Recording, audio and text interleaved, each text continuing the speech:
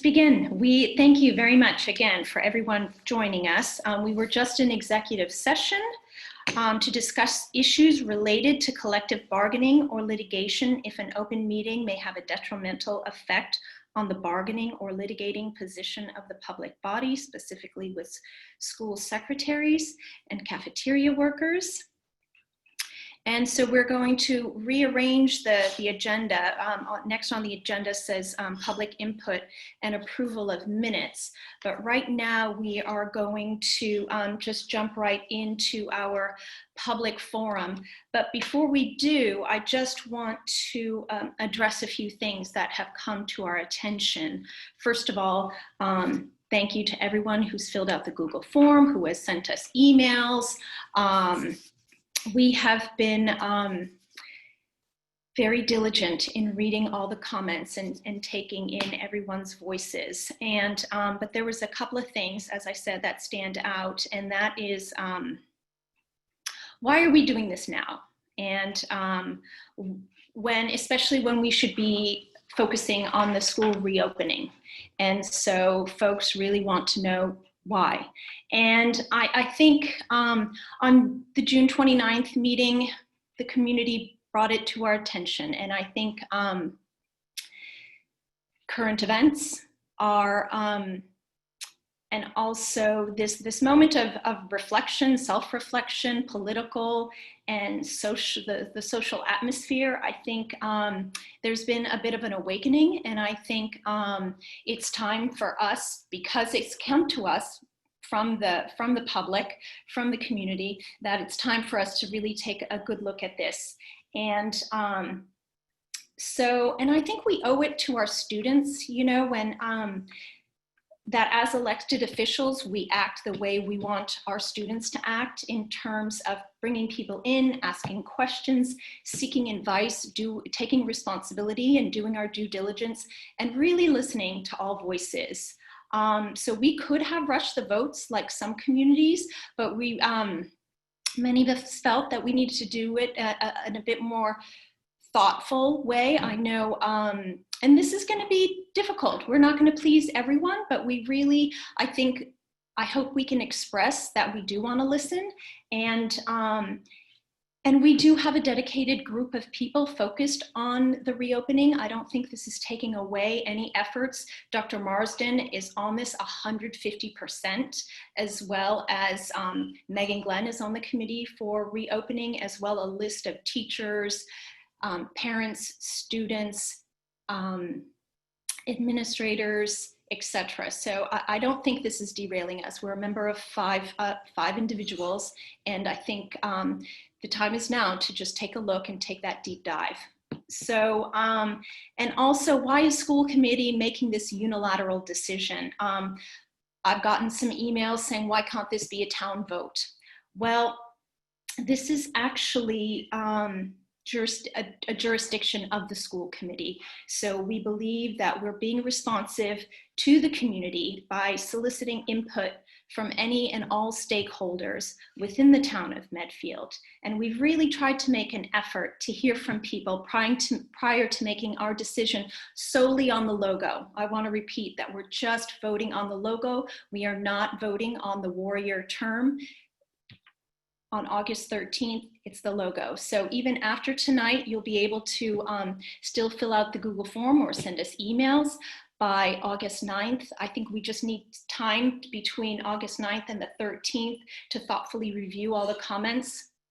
So if folks have anything after this evening, we're gonna still review those things. So I wanna talk about the process of today's forum. And that is, first of all, we are going to, I'm going to introduce the guests that we have. And then we're going to have, I've gotten about 19, or actually 20 requests to speak this evening. So we're going to give folks up to their 3 minutes, and 2 folks have made videos instead of speaking. So they're using their slot for a video. And we're just going to go through it. And then at the end, we have a lot of questions that came through the comments. And I'd like to ask our guests to address some of those comments. So thank you again. And Anawan, I'd like to introduce Anawan Whedon, and he is a member of the Mashpee Wampanoag tribal community. Anawan, can you unmute yourself? Hey there. Okay, we see you. Can't hear you. Oh, Can you hear cool. me now? Yeah, we can hear you now. Super, Anawan. So do you mind introducing yourself, and then we'll begin our forum where people have volunteered to speak out. Sure. My name's Anawan Whedon, member of the Mashpee Wampanoag tribe, born and raised in Charlestown, Rhode Island on the Narragansett Reservation in Rhode Island. Currently here in Connecticut on the Pequot Reservation. That's my father's other tribe. I'm an educator. I visit a lot of schools. I've fortunately been asked by a lot of schools to help deal with these kinds of situations when they arise. And I appreciate everyone tuning in and giving their time and leaving an open mind. I'm sure there's many things that we haven't taken into consideration, so I'm privileged to be part of this. Thank you. Super. Thank you very much for your time. Actually, Owen, would you please pop over group number 1? We're going to start off with the students who have asked to speak. Okay, great. We've got Mia Remington, a 9th grader, Rebecca Garvey, a 12th grader, and Madeline Rothstein, a 10th grader. Awesome. Hi, Mia. We can go ahead and unmute you, and welcome to the School Committee Public Forum. Hi. Thank you very much. Hi. Thanks for having me. Thank you. And so just to remind all our panelists who pop over that you'll be given up to 3 minutes, and Tim Knight there is going to be our timekeeper. So we're going to go ahead and begin with you, Mia. Okay. Hello, my name is Mia Remington. I'm 14 years old and I'm going into high school this fall. I have 3 main issues I'd like to address regarding the warrior mascot and name. In this day and age, we have been more open-eyed to what is going on in the world around us, and most importantly, what needs to change. This is ironic though, because in our hometown, we still have 2 representations of discrimination. First of all, I believe we should retire the Medfield warrior mascot because it is blatantly racist towards Indigenous people and their culture. An opposing argument could be that the logo has been changed before, but that can be easily disproved. Our logo in Medfield dishonors Indigenous people, making them our poster people. How would you like it if negative images of your culture were posted on everything around a town? Secondly, the portrayal of the Medfield warrior is so stereotypical as well. Unfortunately, it's the usual way we think of Indigenous people. Face paint and headdresses is what comes to mind. But that description is an inaccurate misconception, a discriminatory depiction.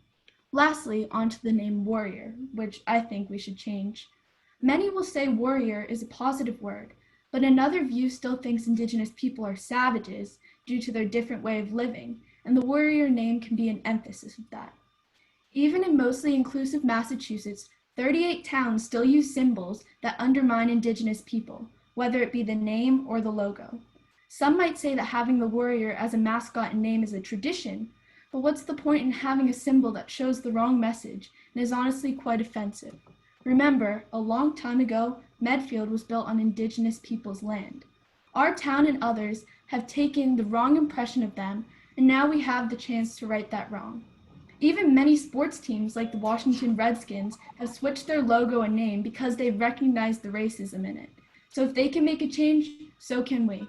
If there's anything you got out of my speech, I'd like you to remember that certain words and certain images convey certain messages. Thank you.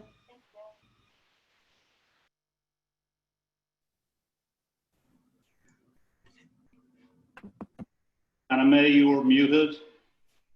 Sorry, thank you. Thank you very much, Mia. Thank you. Thank you. Becca Garvey, do you want to share your statement, please?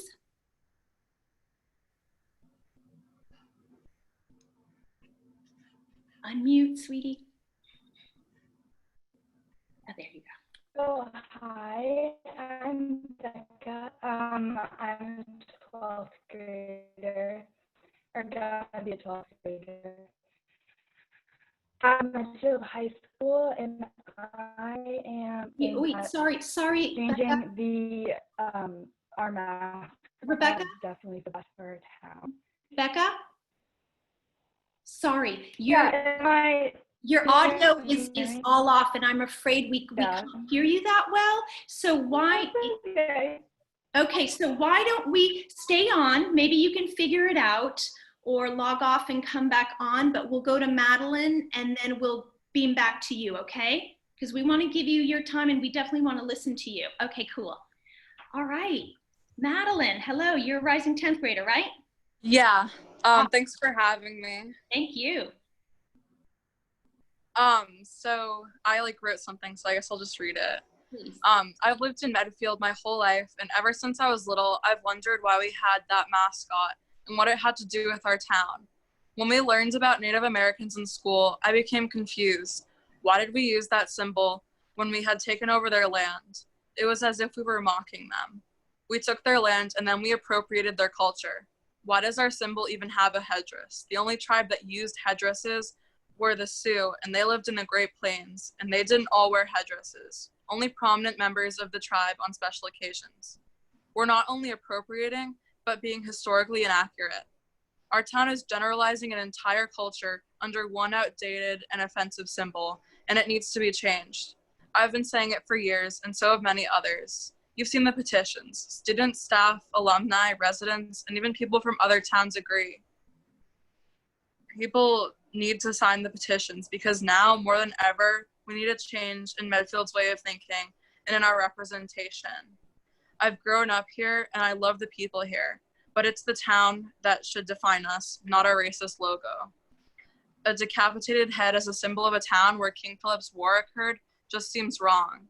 I know that a lot of people want to keep the mascot because they claim they love their town, but I love my town too, and I want to be able to show that without offending people who have gone through years of oppression and poor treatment. I want to be proud of my town. Well done. Thank you very much, Madeline. Thank you so much. Thank you. Becca, did it work out? Oh, good. All right. I see a switch.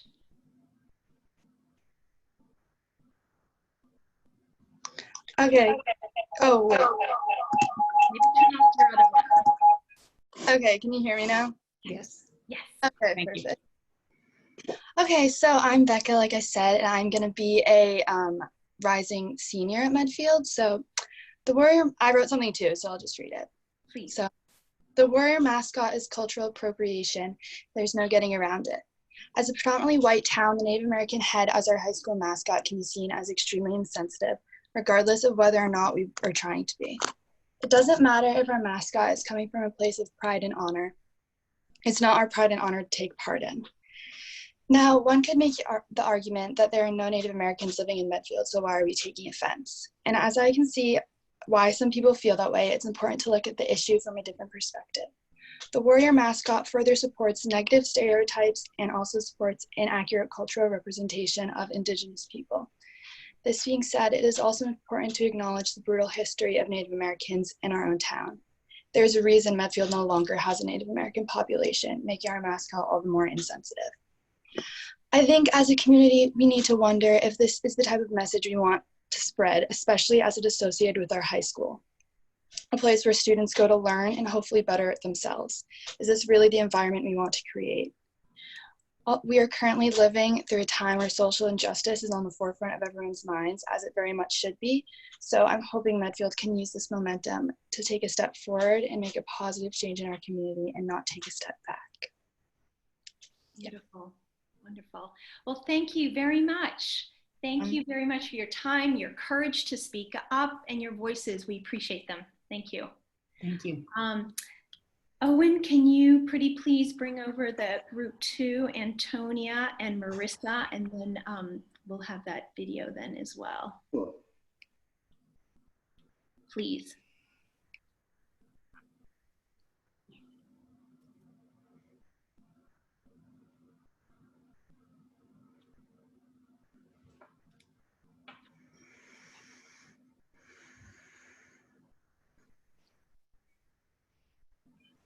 Hey, Antonia.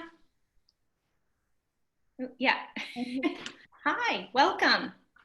Thank you. Thank you for having me. Thank you. Okay, my name's Antonia, and I'm a rising senior, and I'm just going to read my statement. Please. By refusing to address the issues that come with using a Native American image as a mascot, Medfield becomes part of the many problems America is facing rather than the change that should not happen. Change that should happen because it's right and long overdue.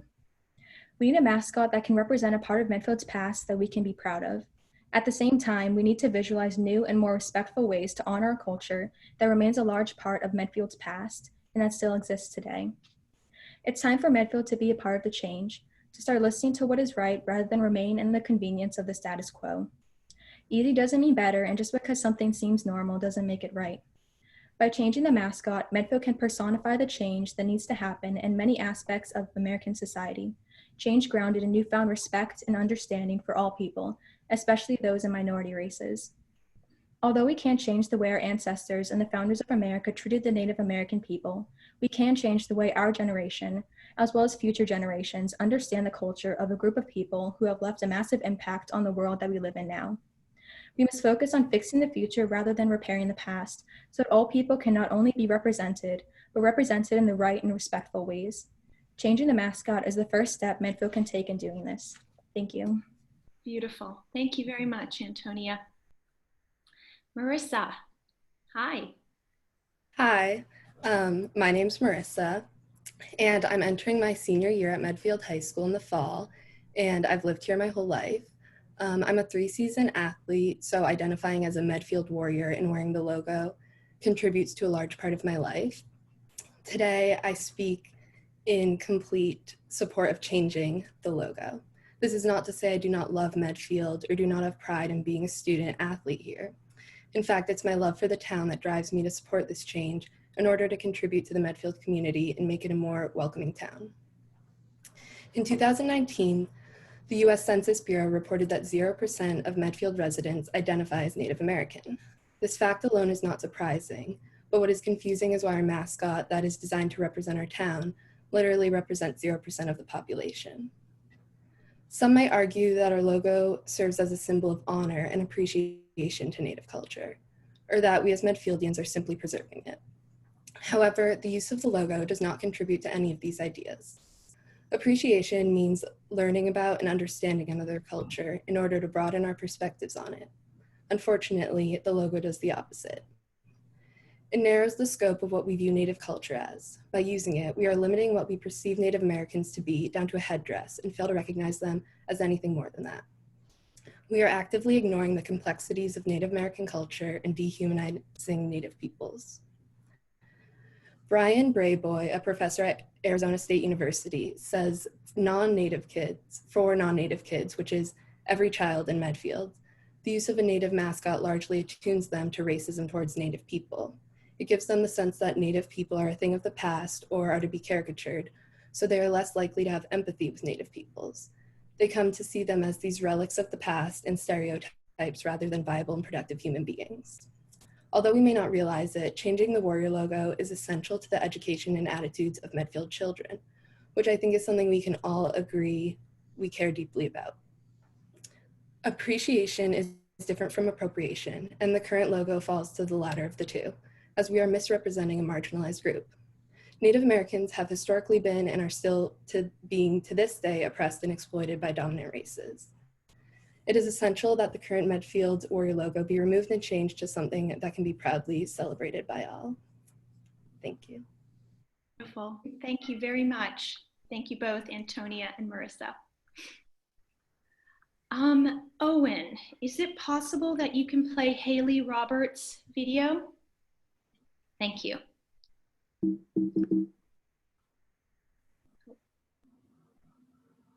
Nope. Oh, can't hear. Yeah, Owen can't hear it.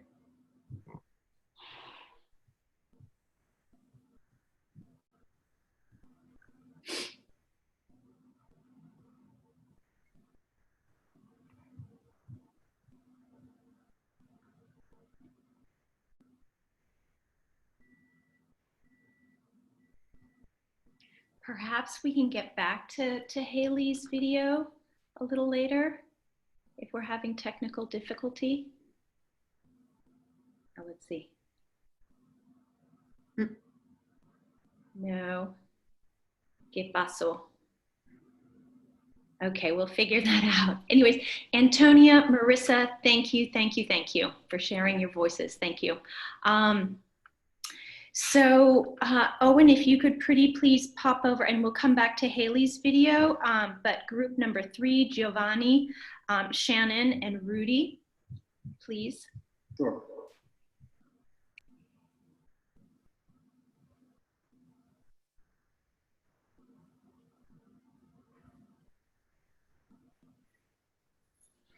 Anime, you may want to remind people that we are not looking at the question and answers or the chats for this, because I see people kind of popping up. No, thank you. As a committee, we're not looking right now. No. Yes, thank you. So just a reminder that all the folks who are speaking this evening filled out the Google form, indicated that they did want to speak, and so we're just focusing on the folks who pre-registered.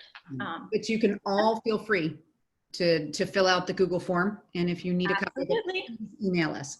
Absolutely. Giovanni. Hello. Love that Hi, name. everybody. Thank you for having me.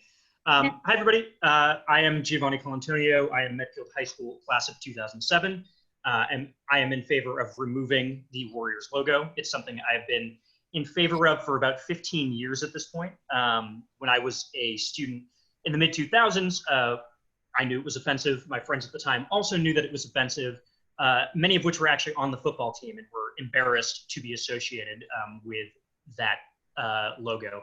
But the thing I actually really want to talk about today and touch on is this concept of history, because I've listened to a lot of people who oppose, or who want to keep the logo, I should say. And the common refrain that I hear is, well, we can't get rid of that logo because it's about our town's history. And you know, the argument that gets made is that if we erase the logo, we are erasing part of our history, and we will forget part of our history, and thus we are doomed to repeat it.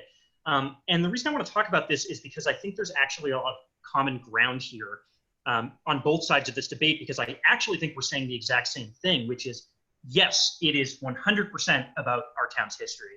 We fully agree on that. We should not forget our town's history, and we absolutely, it is vital for us to remember it. But to be clear, the history of our town that we are speaking of is the fact that Medfield was the site of the slaughter of countless Native American people. That's the history that we are talking about when we talk about this logo and Medfield. And so I think it's actually a great idea to have a really serious conversation about how we can enforce and remember that town's history, right? I think it's important to talk about the way that we can educate our students more and our community more. You know, educating people about this history is going to push people to be more compassionate. It's going to push people to fight injustice, not just locally, but on a nationwide and global scale as well. So those are really important conversations that we should have. I do not see how fighting to keep this racist, crass stereotype accomplishes any of that. I think at the end of the day, as has been discussed by many of the students here already, this is a historically inaccurate logo to begin with. So it's not even representing history to start with. This is presenting us with this kind of weird fiction that at this point only represents the Medfield Warriors as a football team. And it's sort of this self-reflexive symbol about our football team that is essentially meaningless at this point. So I think it's kind of a no-brainer to remove this logo, which is offensive. And I just want to say that a lot of this is about school pride, and that's the conversation that I see, and a lot of the opposition that I see or people saying that they want to keep this, talk about, well, this is a matter of pride. But pride in your town and your community isn't about clinging on to symbols and these kind of meaningless, you know, logos and whatnot, and to our nostalgia. Pride in your town is about wanting your town to be better and wanting your community to be better. To be better, and about challenging yourself and challenging the things that you believe and challenging your town, you know, and really pushing your community. And I think the people today, especially the students who have come today to fight to get rid of this logo, are showing a tremendous amount of pride right now, just an absolutely tremendous amount of pride. And I applaud that. Again, this is something that we wanted to do back in the mid-2000s, and it's heartening to see that generation picking up the torch here and really moving to get this done. I'm sad that they have to even make that fight right now, but that's all I have. I want to thank all the students who have come to fight this today. This needs to change. Lovely. Thank you, Giovanni, and thank you very much. Super. Rudy, hi. Hey there. I am a teacher at Medfield High School, and first of all, I'd like to express how appreciative I am to see so many people speaking so eloquently about this important issue. I have been in support of removing the warrior head for some time now, and it's often the school pride shirt given out at rallies. I refuse to wear these shirts, and I know that several other staff members feel the same. It really feels insensitive to both me and students that I have heard express the idea that the image makes them feel less associated with the school. I think that the mascot is incorporating a history of violence that is not worth celebrating. It ultimately reinforces our differences rather than bringing us together. For everyone at MHS, the warrior head is an ever-present symbol, and to some, such as myself, it is distracting. The warrior head clearly has a race that the majority of the population of Medfield does not match, and having the symbol as our mascot reinforces race identities and a history of racial superiority. By using race as a symbol, we dehumanize a group of people and set an example to our students who will go on to be world leaders. In the book, How to Be an Anti-Racist by Ibram X. Kendi, he makes it clear that the uncomfortable changes that we need to make are going to be opposed by history. This history, including town history, is written by conquerors and denies the voice of those who suffered and died. I was actually fortunate enough to get the town history from Richard DeSorga on the legendary bus tour, which they take all of the new teachers on 6 years ago. And I think that it's important to examine the history that's being laid out by the town. I went and did more research on my own about this, and the first link that pops up is a town history that begins with the settlers who pay 50 pounds to the inhabitants of the Dedham area in compensation for the land, but nothing is said of the travesties and violence committed on the native people, or how grossly unfair these early deals were. I think that the history that is currently online is one of the many things that needs to change. Ultimately, descendants of indigenous people throughout this area and the whole country have been clear that they are against the use of stereotypes of their identity being used as school mascots. The National Congress of American Indians, the country's largest Native advocacy group, has been fighting to end racist mascots since the 1960s, with currently over 115 tribal government and education groups as part of that movement. The history of Medfield is important, and it should still be told, but with more consideration that it's telling a one-sided point of view, which is that of the people who made this town. But there were people here before, people who I think are worth celebrating. I am also part of a letter writing campaign to change the Massachusetts state flag, which is another depiction of a Native stereotype. And thank you very much. Oh yeah, I was going to say, the only time I could say a teacher, we're timing out. I don't know if I could ever do that. Right about 3 minutes. Wonderful. Well, thank you very much, Rudy. Thank you, Giovanni, for your time and comments. Owen, any chance Haley's video is? Yes, I'm going to try that again. I'm not seeing Shannon on this session at this. Yes, I looked for her as well. That's okay. We can see if she comes in at the end or something or other, but that's cool. Thank you very much. I'm going to try Haley's video again. Okay, wonderful. Good things will happen. Racism, personal bias. I'm a Medfield High School class of 2017 alumni, and I'm currently a rising senior at the UMass Amherst College of Nursing. I think the Medfield Public Schools did a good job teaching us about racism, personal bias, prejudice, our American history, etc. But I think we can do better. I believe that while the Black Lives Matter movement has gained more momentum due to the great losses their community has faced, we need to embrace the passion, energy, and enthusiasm for change and take action in our own community. This means changing our mascot. In history classes throughout elementary school, middle school, and high school, we learned about the town's history of the King Philip War, one of the bloodiest American wars per population. Much like history books go for the rest of the country, it ended with Americans taking over American Indian land. In our case, Neponset land. As a predominantly white town, using a minority race as our mascot is a perfect example of cultural appropriation and is widely non-representational of our population. Cultural appropriation is inappropriate and offensive and should not be tolerated in such a highly regarded school system. Our warrior head mascot and others of their sort teach stereotypical, misleading, and often insulting images of American Indians. We can do better. We don't need to continue on with our warrior mascot in order to preserve tradition.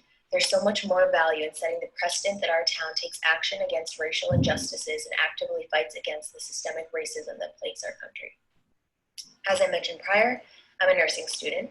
I recently took a class called Cultural Diversity in Healthcare, where I learned how daily acts of racism or microaggressions affect the health of Americans. Our mascot is a microaggression. It might not be intentional, but it transmits a derogatory message to an already stigmatized group. The message is that white people are allowed to use stereotypical and degrading representations of an indigenous culture as their school mascot. As with patients in the hospital, minority students are negatively affected by these microaggressions. By maintaining our warrior head mascot, we're undermining the educational experiences of members of all communities, especially those who have had little to no contact with Indigenous people. It also establishes an unwelcome and oftentimes hostile learning environment for American Indian students, as it affirms negative images and stereotypes that are promoted in mainstream society. We need to work together to stand up against racism and create a more progressive and supportive community here in Medfield. And this begins with changing our mascot. My idea is the Medfield Fisher Cats. Thank you for listening, and I hope you take my thoughts into consideration. Thanks again, folks. And Owen, if we could please move over group number 4. Sure. Please. Yep.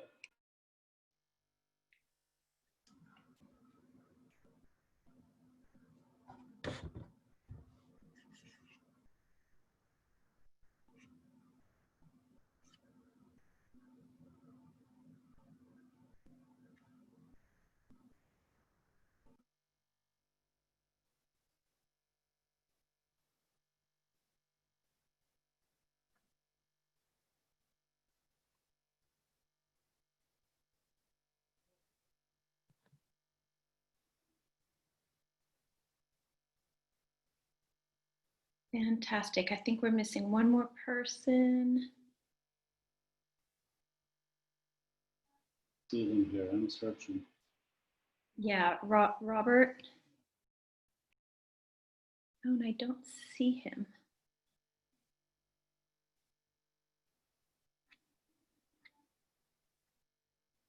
Well, if he pops in, maybe we'll beam him over. Yeah, no, I don't see him. All right. Hey, is that Micah? Yes, it is. Hello, everyone. Hi, Micah. All right. So I believe, thank you. Thank you for having me. Am I good to go? You are good to go. Appreciate it. All right. So hello, everyone. The organization of this meeting demonstrates that many of us are calling for change. There's also, I'm sure, a number of people who will use their voices to inhibit such change. What's important to keep in mind is that we've all come here out of strong love for the town of Medfield, regardless of our opinions. Speaking of which, I will begin to share my own point of view now. In this case, I find myself firmly on the side of change. However, within that realm, there seems to be two different routes, as we can either simply retire the warrior mascot and move on, or additionally re-examine the history that makes it problematic for many. To do this, we must aim to understand this town and this country's past in the most painfully honest and unbiased way possible. We have truly dropped the ball in being able to do this successfully. The collective conscience of Medfield diffuses any responsibility for the more recent atrocities committed against Indigenous people while all too quickly forgetting that this terrible tradition began in our own backyard. This fallacy is dangerous, especially when we perpetuate it by teaching it to our children. At a young age, Medfield students are brought to the Peak House for a field trip and told the story of the raid on the town of Medfield as it pertains to King Philip's War. The history they're given, though, is incomplete, as nothing is said of the circumstances that led Metacom's warriors to attack in the first place. At the Peak House, we have not only failed our youth, but also anyone who stops by to read the plaque outside, which gives no background to the persecution, violence, religious conversion, disease, and loss of land facing the natives in the years leading to the war. This failure to represent the full and honest truth of what happened wrongfully allows our town to assume the role of a victim from a seemingly unprovoked and isolated.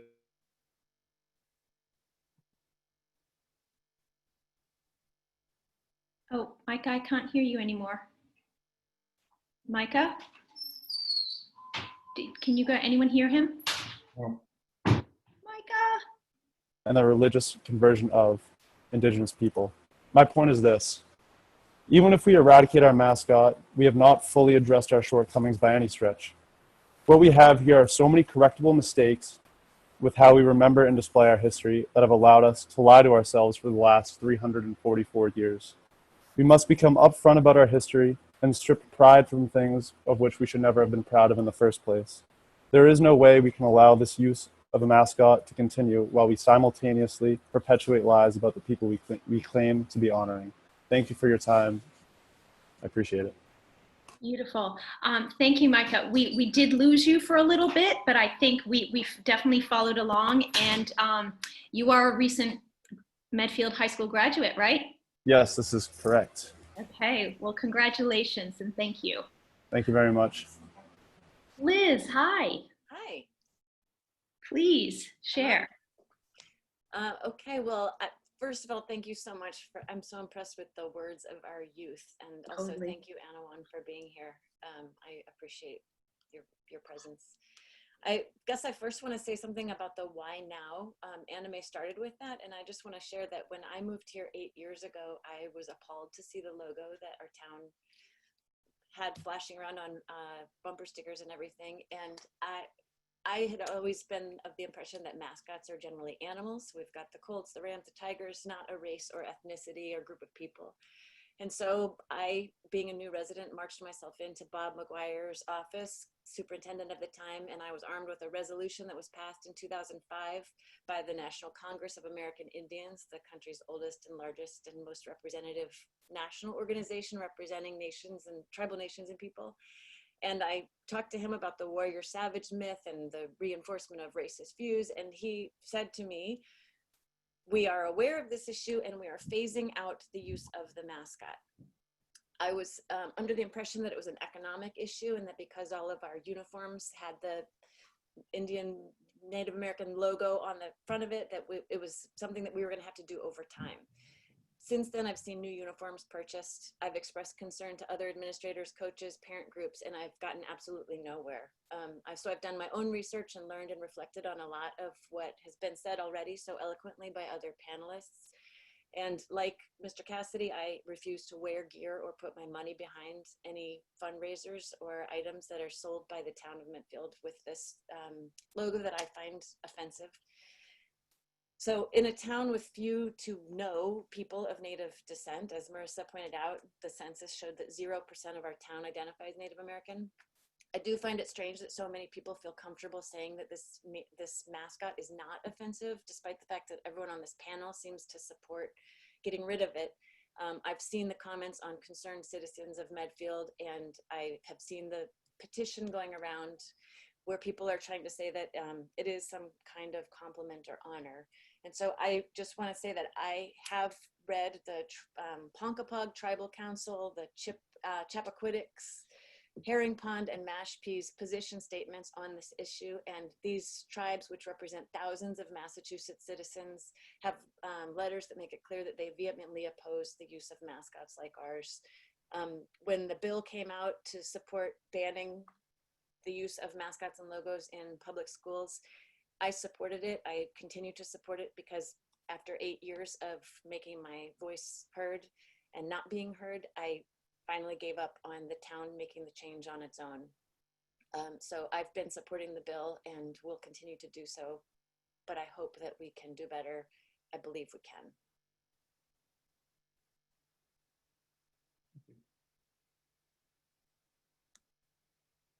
And amazing. You're muted. Thank you, Liz. Thank you, Micah. And no sign of Robert, so we will go on to group number 5, and we'll check out if he comes back in later. So group number 5, Pamela, Evan, and Katie, please. Owen.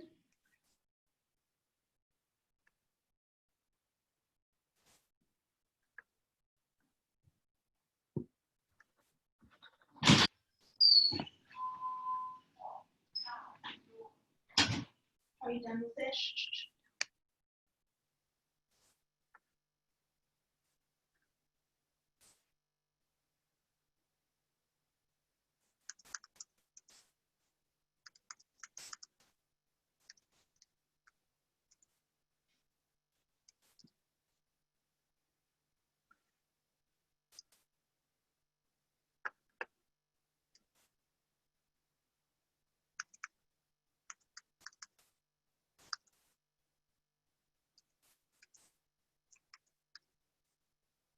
Great, we've got them over. Super. Welcome, folks. So Pamela, or actually, there we go. Pamela, would you like to go first, please? Hi. Hi.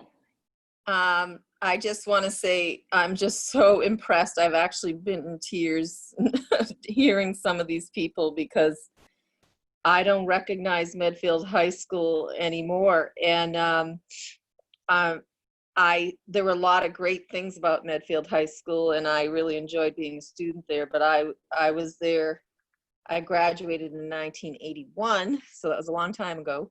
I was very fortunate to have a course called American Indian in junior high school in 8th grade that was taught by Richard DeSorga, and really that was like major impact on my life and my view, my curiosity about Native cultures, and my open-mindedness.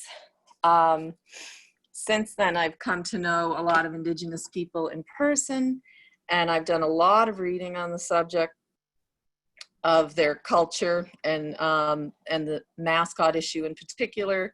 I'm interested in and try to follow. I really feel that you guys are doing the right thing, and I'm just so touched by the depth of knowledge that people have already shared and awareness, especially on the part of the students themselves. That's wonderful. I love to hear that these teachers are really aware and raising the issues.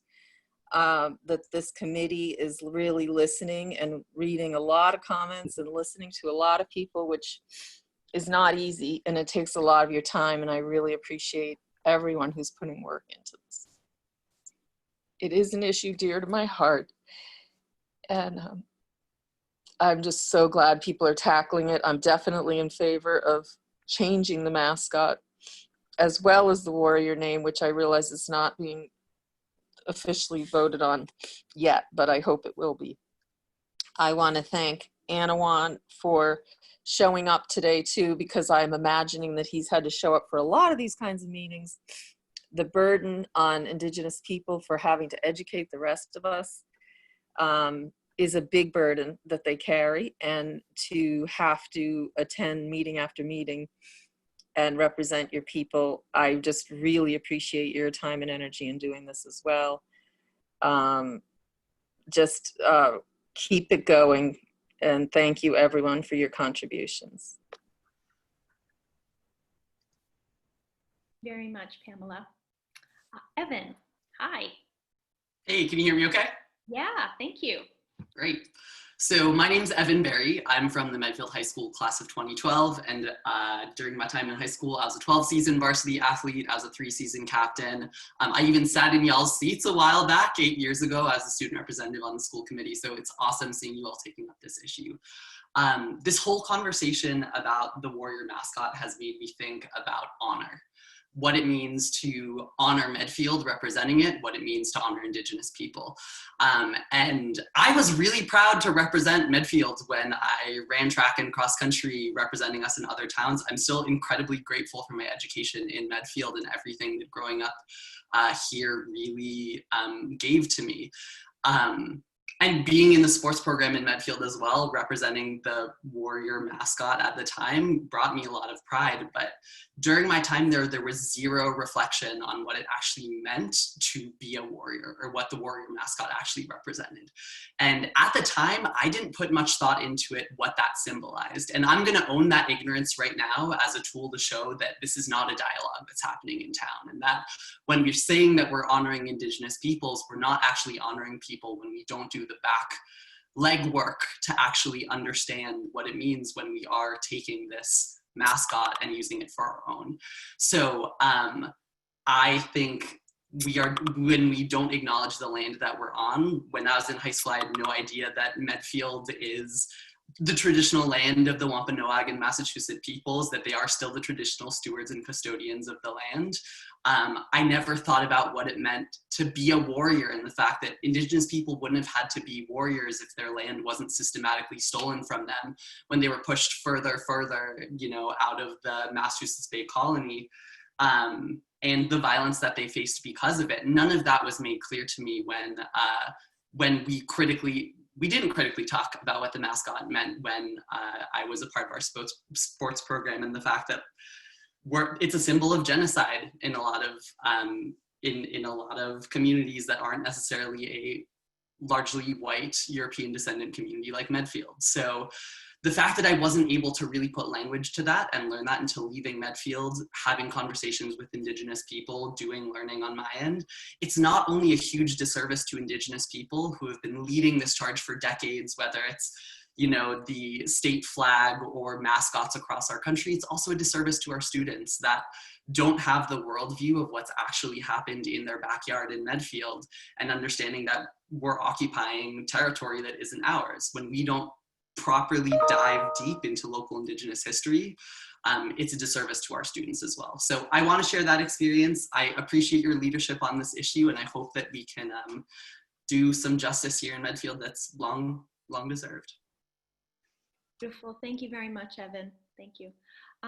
Katie, hi. Hi. Welcome. Thank you. So my name is Katie Blair, and I'm here to speak in favor of changing the mascot. I graduated from Medfield High School in 2007, but I actually don't think that affiliation entitles me to say whether or not we should keep this mascot. The decision really belongs to the Native groups and representatives who have repeatedly described how racist imagery has a negative impact on their lives. I'm just going to quote from the Massachusetts Indigenous Legislative Agenda Group. Decades of social science research have shown that Native American mascots have serious psychological and social consequences for Native Americans. As stereotypes, these mascots do not accurately represent Native Americans, nor do they honor them. They reinforce one-dimensional stereotypes that overshadow the contributions, perspectives, and struggles of contemporary Native American people. For many Native Americans, these racial stereotypes are painful reminders of historical trauma and of the limited ways that others see them. Native American youth are particularly vulnerable to the dehumanizing effects of these mascots. Exposure to Native American mascots has been shown to cause stress, negative feelings, lowered self-esteem, and less future aspiration among Native American students. That's the end of the quote. I really encourage you to check out their website. It has a lot of good resources. Medfield is a mostly white town, and this isn't our symbol to use. I know that right now we're just discussing the logo, but I believe we should also change the name Warriors, since at this point it's just weighted down with this association. I'd like to thank the school committee for taking the time to host this discussion, and I trust that you'll do the right thing. Thank you. Thank you very much, folks. Owen, can you pretty please beam over group number 6? And if we could, at the end of group number 6, watch Alexandra's video, please.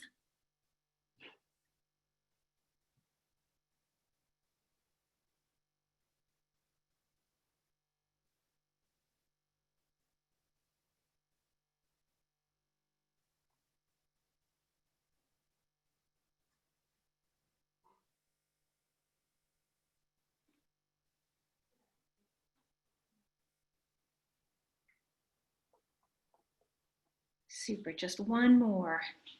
Jean, all right, awesome. Wonderful, well, welcome.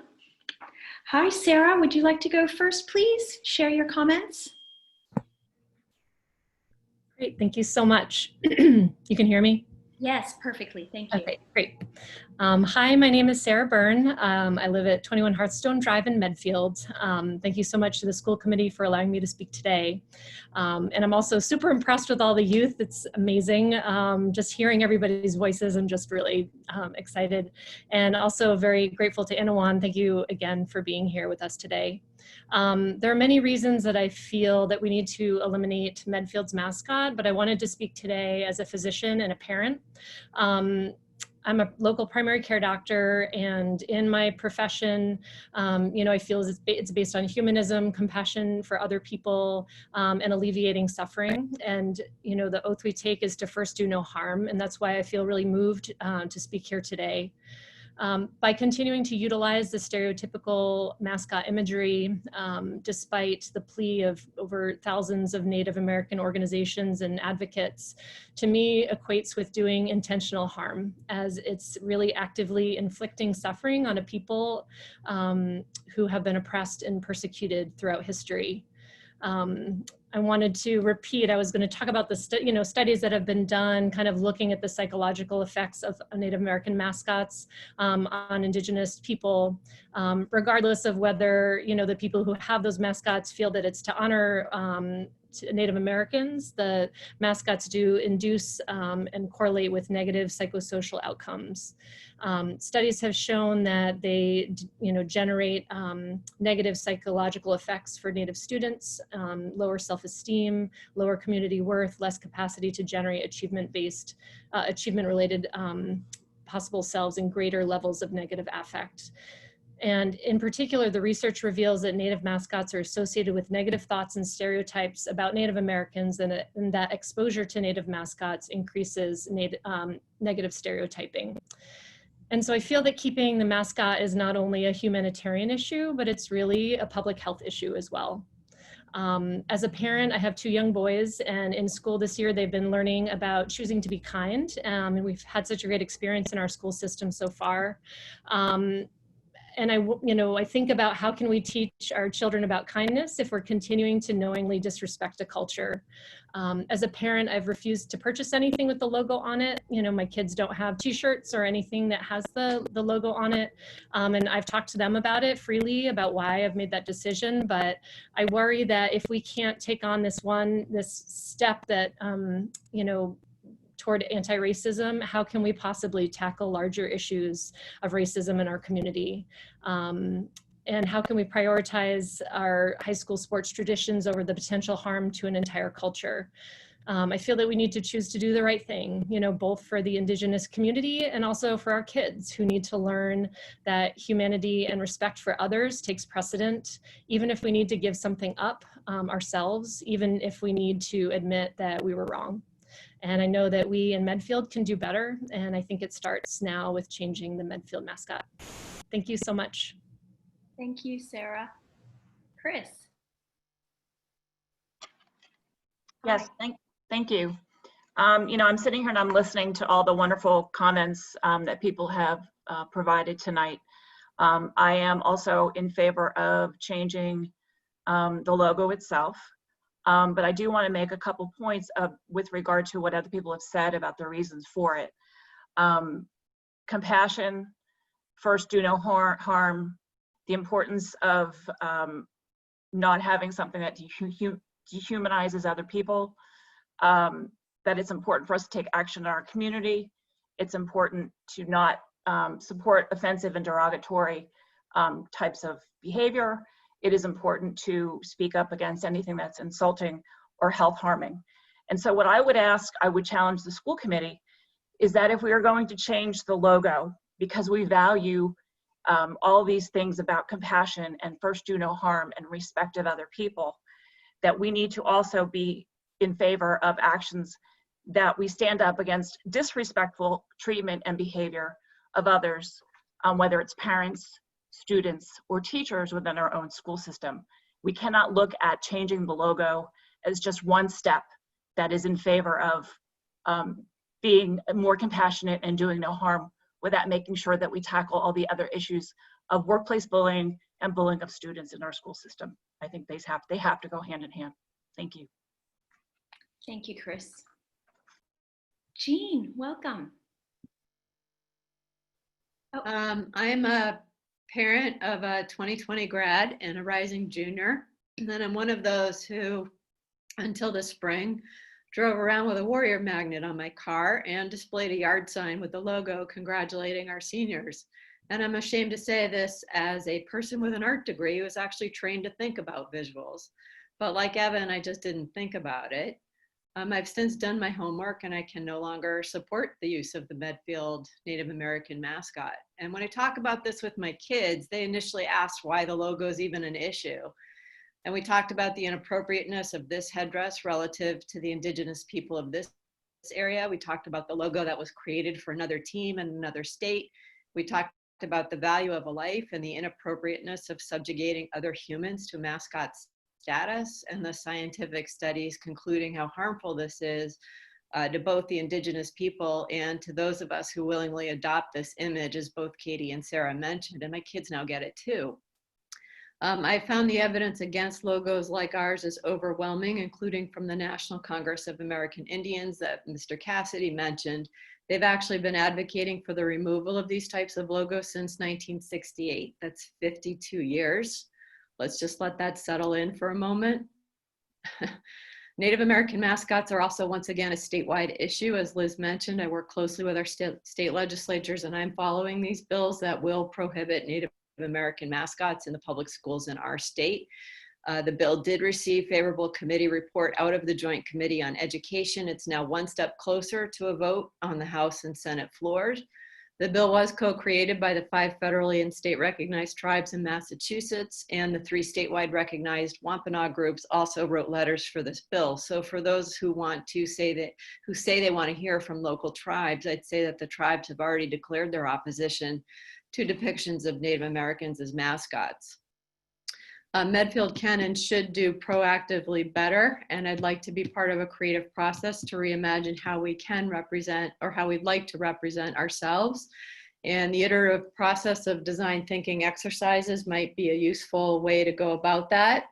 How might we develop a fresh and inclusive identity for our schools that reflects our hopes for the future and nurtures a sense of community togetherness and empowering our young people? Many of us have already participated in effective versions of this through the townwide master planning process and other public meetings on complex issues.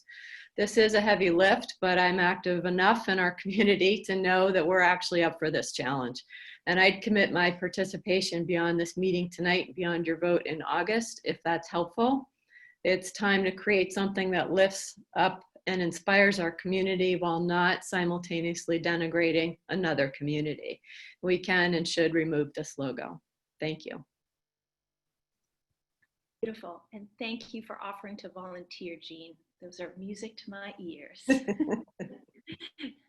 Thank you very much, all of you. And Owen, is Alexandra's video up and ready, pretty please? Sure. There are over 40 schools in Massachusetts that use stereotypical and harmful representations of Native Americans as mascots. We need a change, and the time is now. Tribal leaders from the Wampanoag and Nipmuc peoples, whom the mascot claims to honor, have repeatedly and vociferously called for the elimination of Indian mascots across the region. We must ban all Native mascots. It is a mockery. It is a mockery of our strength and of our bravery, and we cannot stand for it anymore. We're holding a sign that says, I am a human being, not a mascot. People get so outraged by that. And it's like, you're mocking my culture. Why is it that you're so upset by that? If anyone should be upset, it should be me. It's like you're putting us on as a costume and you're saying that you're us without dealing with the whole experience of being us. As a physician, I know how harmful stereotypical mascots can be for Indigenous people's mental health. I am an American Indian. I think what's interesting about the warriors for Medfield is that, in fact, they wouldn't have to be warriors if their land wasn't taken from them. essentially robbed from them. And the specific event that our town mascot and half of our town seal derives from is especially tragic. It's based on a particular moment, a 1676 raid by Nipmuc and possibly Wampanoag fighters during King Philip's War, which was one of the deadliest wars in American history. We shouldn't use the mascot to wrap this legacy of violence in a blanket of romantic town nostalgia. We remember that the Warriors mascot is a symbol of pride. We see that through this very rose-colored lens because that was our childhood, but it's not pride. I mean, it's just nostalgia, and nostalgia is an empty thing by comparison. And removing the Warriors logo may sound like, oh, well, this goes against pride, but it actually embodies it. It's asking Medfield to be better. It's wanting better of our students who have to wear this logo at the moment. It doesn't matter what you believe, this will become more embarrassing as time goes on. History will make this look worse and worse. We are sending our kids into a world where they will be amongst much diversity. And they're going to come to the harsh reality they will not be able to wear their Medfield Warriors hat or shirt with pride because it will no longer be socially acceptable. Let's give our children a mascot they will wear with pride always. When you change the mascot, you're still going to be proud of your school. You're still going to be proud of your families and your traditions and your excellence in athletics and all of that. You're going to have a new mascot that you can actually feel good about, that reflects who you are. I'm hoping that our students, past and present, come up with a new design that honors the spirit of Medfield, that makes it such a special place.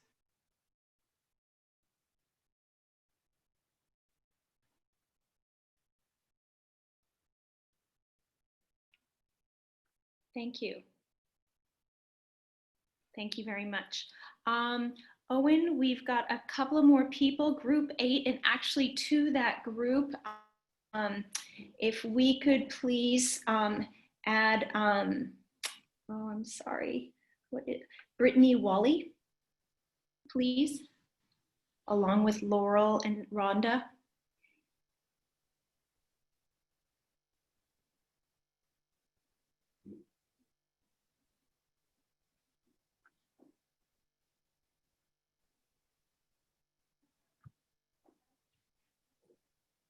And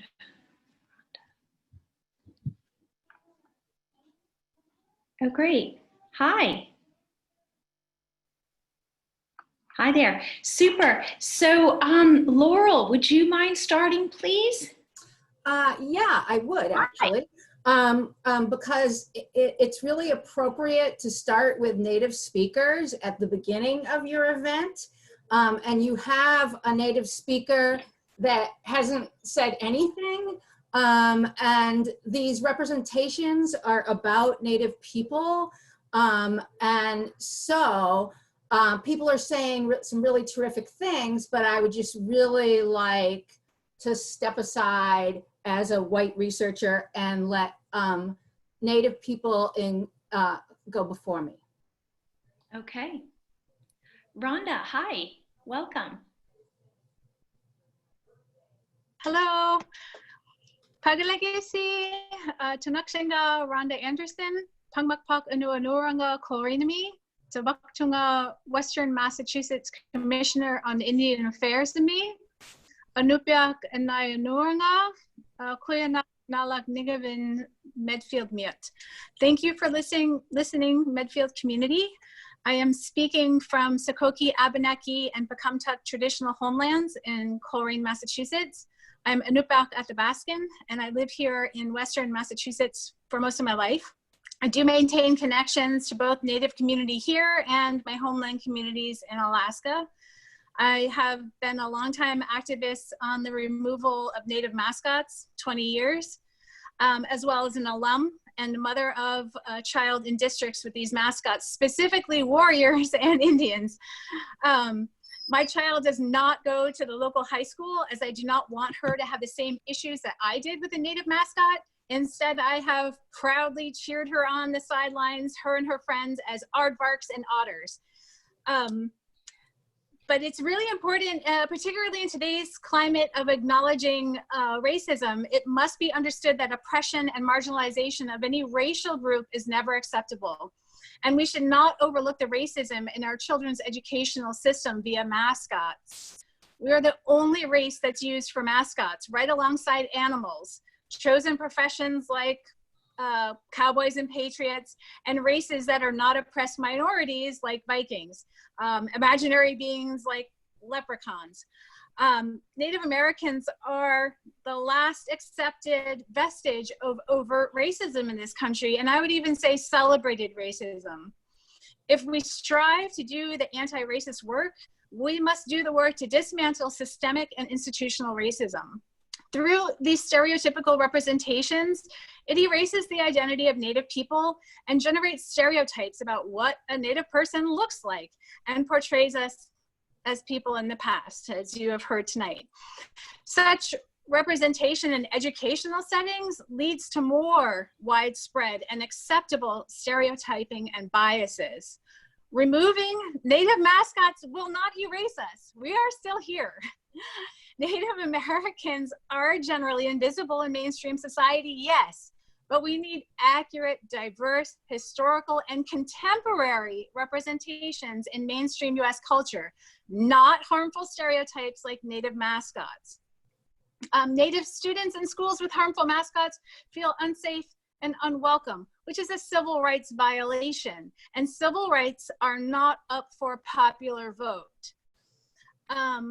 Most Native mascots are portrayed as warlike and aggressive and violent, and newspaper headlines in my local towns have literally referenced games as Indians invade and town braces for attack. And these stereotypes and violent portrayals create biases that dramatically affect our outcomes. We have the highest rates of murder, sexual assault, suicide, incarceration, and death from police brutality. It can be really hard to visualize a future with yourself in it when facing such erasure and violence. And that bleeds into, like myself and this work as an activist. As a Native woman, I have found it personally, I have found it dangerous to be speaking up for change, as myself and other Native activists have been subject to verbal harassment and even death threats. So as a pointed process going forward, you must work in creating curriculum in your education and create reciprocal, lasting relationships with the local tribes. These questions regarding the use of mascots will have answers that will become apparent once the education and relationships begin. You also need to learn how the rise of mascots began when Native children were removed from their home and placed in boarding schools in a policy of intentional cultural genocide. And non-Natives at that time were struggling to find a common identity in the melting pot country and chose to appropriate Native images to honor the warrior and the fallen savage, giving a nod to manifest destiny. So thank you, Rudy, Elizabeth, and Jean for mentioning the National Congress of American Indians, the NCAI, as they recently gave a letter of support to the Massachusetts bill to remove mascots from high schools. And there are currently over 145 tribal government, educational, professional, and civil rights and religious organizations in the United States that have recognized this. And the tribes in Massachusetts, I'm going to say them. This includes the Chappaquiddick tribe of the Wampanoag Nation, Herring Pond Wampanoag tribe, Mashpee Wampanoag tribe, Massachusetts tribe, Punkapaug, and Nipmuc nations. Organizations, this is the long part, but this is important. Organizations in Massachusetts. No. And are we all, I want to make sure I'm not trying to interrupt at all. I just want to be. Yes, you have just about 2 minutes, and I would appreciate it. Thank you. This is important. All right. Organizations in Massachusetts include Cultural Survival, Massachusetts Center for Native American Awareness, Massachusetts Commission on Indian Affairs, Massachusetts Teachers Association, National Association of Social Workers, Massachusetts Chapter, New England Area Conference of NAACP, North American Indian Center, Boston, Progressive Mass, United American Indians of New England, the Upstander Project, and UU Mass Action. In addition to NCAI, national organizations include National Education Association, U.S. Commission on Civil Rights, the American Psychological Association, American Anthropological Association, American Sociological Association, and the National Collegiate Athletic Association. This is overwhelming, but it should not be ignored nor silenced. I humbly ask you that when you vote in August, to replace the Warriors mascot and the name being on the right side of history. You will not be losing identity. You will not be losing memories. Rather, you will gain community spirit and community of cooperation coming together to create a mascot and name that everyone can truly be proud of. And remember, we're always going to be proud of our children, even if they are aardvarks or otters. So thank you. Shout out to Pamela Snow. She spoke earlier for bringing this to my attention. Koyana to Anawan Whedon for being present. It is important to center Native voices. Koyanak Pak Nalagnigavan Tavra. Thank you very much for listening. That is all. Thank you, Rhonda. Hi, Brittany. Welcome. Can you hear me now? Yes, yes. Hi there. Hello, my name is Brittany, Brittany Wally, and I am Nipmuc. I am the Nipmuc Tribal Anti-Mascot Representative. I speak for the state-recognized bands of Chibanagugamug and Hassaminnisset of the Nipmuc tribe. And just a little bit about me, my father and my late uncle both served as Nipmuc powwows. If you don't know what that means that they served as Nipmuc medicine people. Additionally, I've spent the last year as a Native historical educator at what is previously known as Plymouth Plantation. It is now Plymouth Patuxet, so they're taking a step in the right direction. And most of my career has actually been focused on instructing ages 2.5 to adult in martial arts. So I also understand sports. And so, of course, that means that my career has brought me all over Massachusetts, whether it's in the Wampanoag territory, locally, so my territory, Nipmuc, and also in the Massachusetts territories as well, where I was teaching in the greater Boston area. So that's a little bit about me. I'm speaking because for all my students, I really like to support self-reflection, and I like to challenge them in a good way to grow when presented with new information. So I do share a lot of the sentiment with Rhonda, and also I'm very glad that Anawan is along with us. He's been instrumental at a lot of the things that I've learned vicariously. So thank you for being here. I must emphasize that using Indigenous peoples as mascots is dehumanizing. My sincerest belief is that the concept of using Indigenous peoples as mascots should already be a non-issue. It is frustrating to know that countless tribal members before me have made it abundantly clear that it is unacceptable. There is a very easily accessed letter that my tribe has already put out in 2016 speaking on the removal of Native mascots. And yet this issue has not been resolved. And because we need to address this, it is apparent that the authority and sovereignty of my tribal leaders was ignored. I am speaking out of hope for the next 7 generations, including Native and non-Native youths, hopes that non-Native youths can have more empathy and more self-reflection to do what's right away, rather than dragging such topics on and on.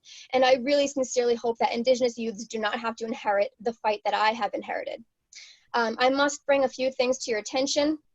I don't think that this is a discussion of pros and cons, as we've already have scientific proof denouncing the usage of such mascots.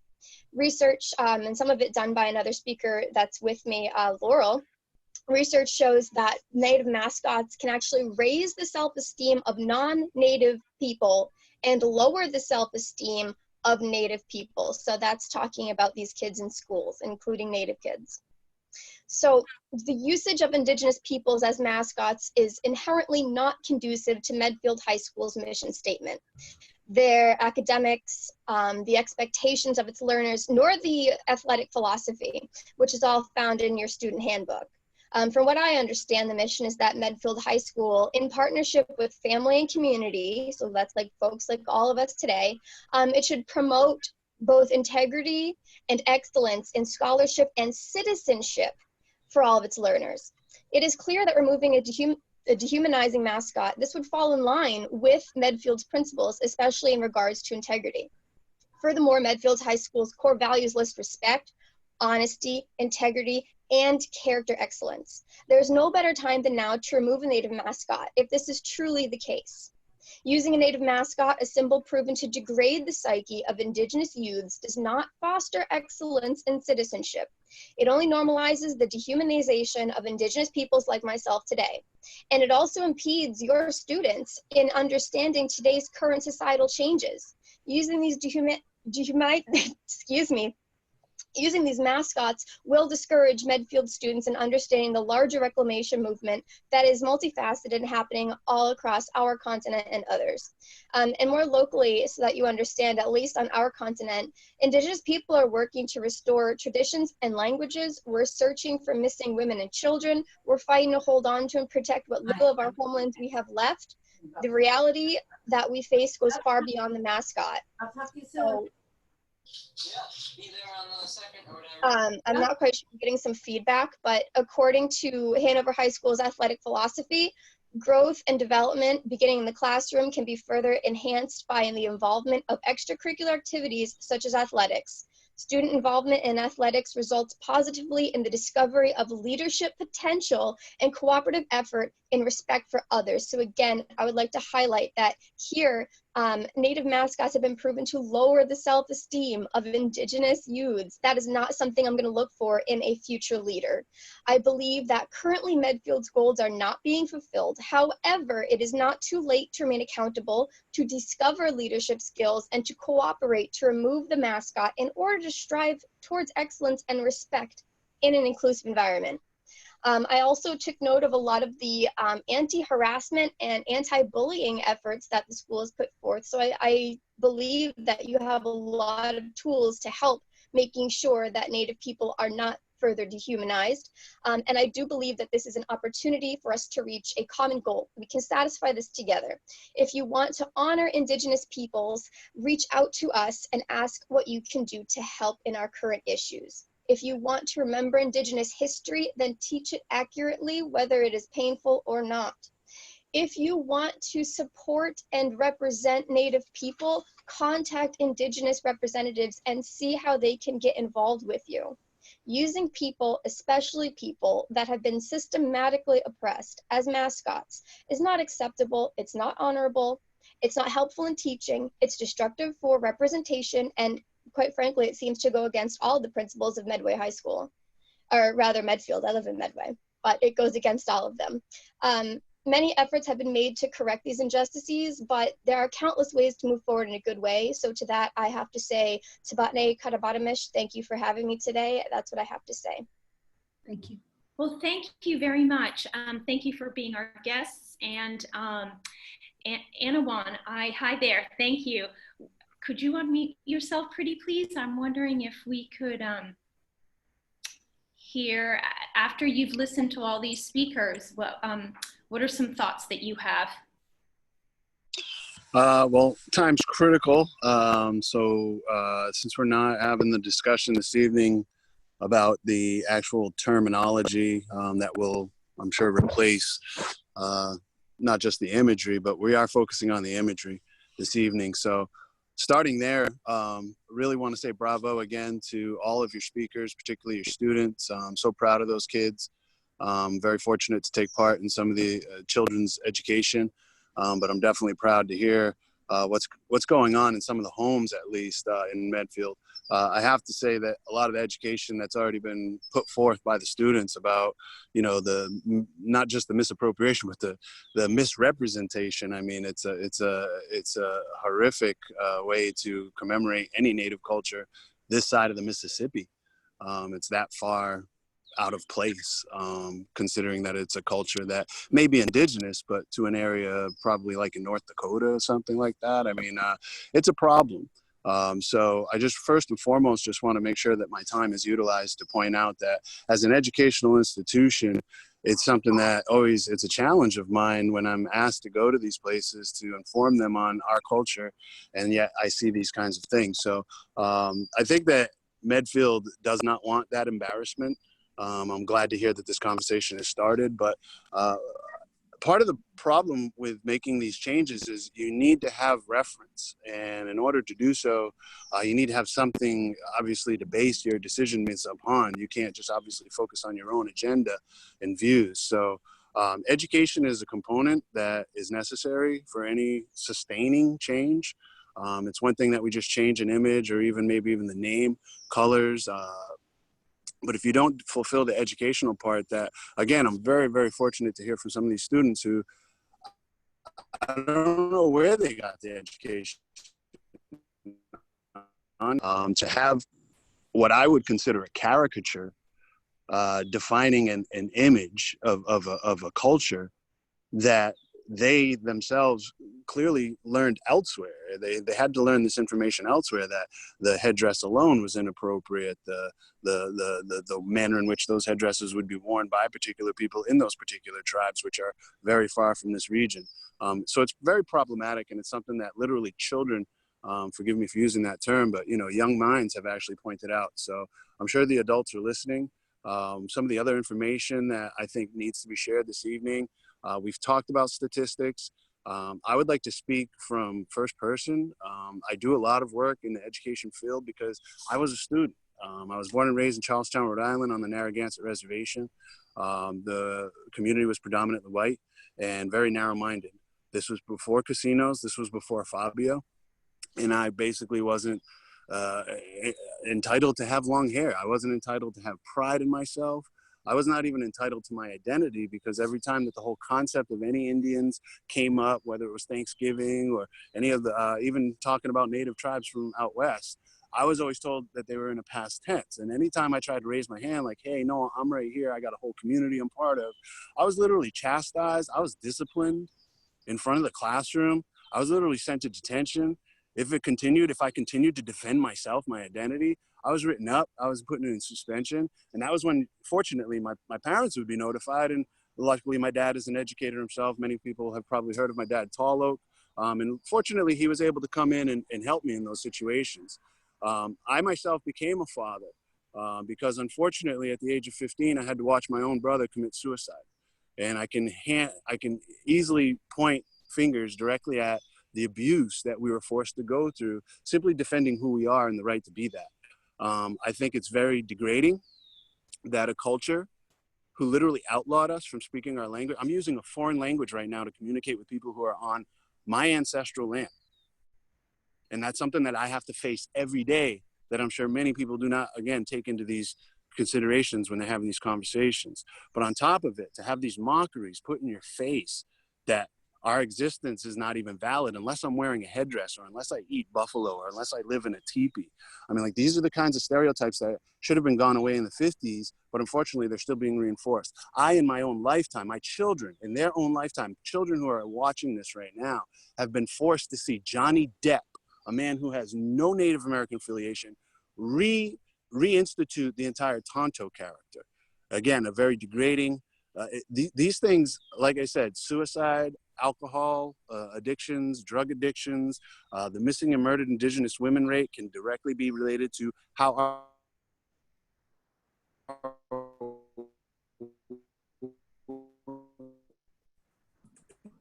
Native women are portrayed. In so many realms. It's something that I form, as they mentioned. They do have, I'm sure, educational resources that I'm sure they would love to lend the folks of Medfield, but I myself, visiting classrooms, that's something that I do. It's something that I have to do because I have children. I don't want to see my children going through this. My children had to go through schools and they had to see their classmates dressing up as pilgrims. And my children as Wampanoags, who I'm sure identified themselves as Wampanoags in the classroom, were being asked to dress up as pilgrims. So I can guarantee there were non-natives being asked to dress up as the Wampanoags that year. So these are the kinds of issues that, again, that's right in our children's faces. Our children are being challenged. And unless the children are fortunate to have tools, or in my case, a father like who could give me the tools, or at least give me the help when I needed it to come in and actually face these things. Not every parent is in that situation. A lot of our parents have been intermarried. They've been forced to, again, live a life that they were colonized. And it's against their will. We were forced to pay taxes and to be citizens against our will. Our town voted, our community voted against becoming a town. These are the kinds of things that are being forced upon us on a daily basis. So again, this is the kind of stuff that does not get brought into the grander picture. There's much more going on. And again, I would be happy to educate whoever we can. Anyone who is fighting to keep this kind of mentality, let alone imagery, it's literally, it's echoing the voices of those who are fighting to keep slaves. So I don't think any of us want to take that kind of steps back in history. I think that there's so much we need to be proud of. I mean, I want to just end on a positive note. Like, let's think about Jim Thorpe. I mean, like, how proud could he be going to an athletic program at Medfield, seeing an image like you guys have right now? So that's the kind of stuff that, you know, Native Americans shine in athletics. A lot of the colleges in the region have reached out to me, like, how can we not, first and foremost, be offensive, but also how can we be welcoming to Native students? If you have no Native students identifying themselves as Native, you got a problem. Chances are, I'm pretty sure some of you have done your own 23andMe, Ancestry.com stuff, and you've probably found a little bit of Native. Why that is not being identified, I don't know, but that's also a problem. And I also want to end on, I'm pretty sure majority of you folks in this chat room right now have visited a place called Foxwoods. I'm not sure how many of you actually realized and attributed you were stepping foot on a tribal reservation. So this is the challenge that we are hidden right in plain sight. I literally have to defend my identity almost every day. I've been told I'm too tall to be an Indian. These are the kinds of misinformation that is literally coming from the schools. I think Medfield wants to be part of the solution rather than part of the problem. So I just want to thank everybody for their time and their consideration to this matter. This literally can impact and will save lives. Thank you, Alan. Thank you very much. Thank you. I believe this has been very enlightening for all of us and for our attendees as well, and the voices of our students, our alumni, our teachers. They're all taken to heart, and I welcome folks. Just to remind everyone, we will be voting on this on August the 13th, and we welcome your comments, all your comments, but we really appreciate the voices you've brought tonight. Anawan, Rhonda, Brittany, thank you. Thank you, Laurel, and everyone who spoke this evening. So thank you very much. All right. All right, so now we actually have a school committee agenda. So again, thank you.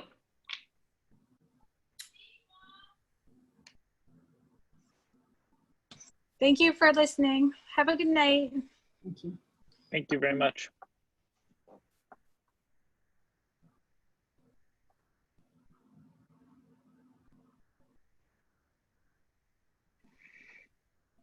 Thank you.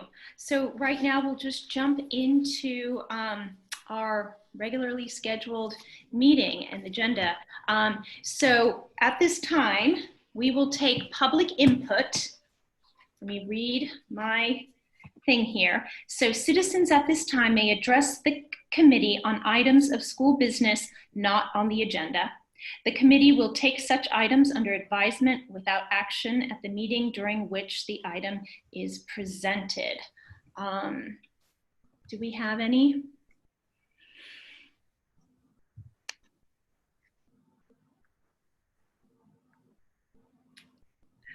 Okay, these are comments.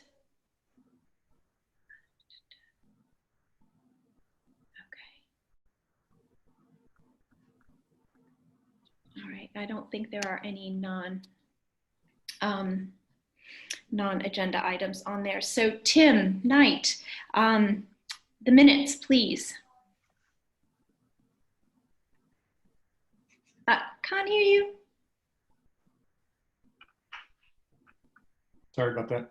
Making a motion for approval of the minutes, regular meeting on June 4th, the budget workshop on June 10th, and the executive session on June 22nd. So moved. All righty. Do we have a second? Second. Second, Megan. We'll take a roll call vote. Jessica Riley. Aye. Leo Brem. Aye. Tim Knight. Aye. Megan Glenn. Aye. Anna Mae O'Shea Brooke. Aye. Wonderful. Thank you. Those will be posted. Anna Mae, quick question. Are we retaining the executive session or releasing? I don't know which one we're doing on that. And my assumption is we are retaining them. Okay. And if we need to clarify, because that's still, I think, ongoing. Yeah, that's ongoing. It's an ongoing negotiation. Thank you. Thank you for mentioning that. So the other ones will be posted. All right, so Dr. Marsden, COVID-related policies? Thank you, Madam Chair. So this is something that Jess had talked about, and we had also talked about at our last meeting that there may be instances with our reopening plan and starting school in September where we may need to look at policy changes. And I think the example I gave at the last meeting that Desi had told us we need to do at a local level, I think that we're looking at in our plan requiring that all students wear masks in person learning. And the DESE guidance was second grade and up. And we feel like it's important for all of our students, for the safety of students and the safety of staff, for all of our kids to wear masks. So there may be a situation where you folks have to develop a policy around that we could add to our handbooks to make sure that that's something that we can do. So I think that was what we talked about last time. I don't know, Jess, if you had something other than that. No, I mean, obviously I think that we could develop a policy. My thought is around these policies, given that policy is really not meant to be short term, but these are, I'm not even going to say all the tropes about our times. We all know them. And we're in a critical step where it is so important to us to try to get our children back into the classroom, but we need to do it in the safest way possible for our staff and everybody else. And I think that does bode, that does kind of set up a situation in which we would want to have a short-term, frequently reviewed policy around that level of intervention during the time of the state of emergency. And then once this particular state of emergency is over, which will happen someday, maybe then it becomes helpful for the policy subcommittee to review with the MASC whether there is an ability for us to develop a policy that allows us to put these general policies in place during times where there is crisis. Because I can't believe this is going to be the last health crisis we have over time, and it's important for us to be able to learn from what we've done here.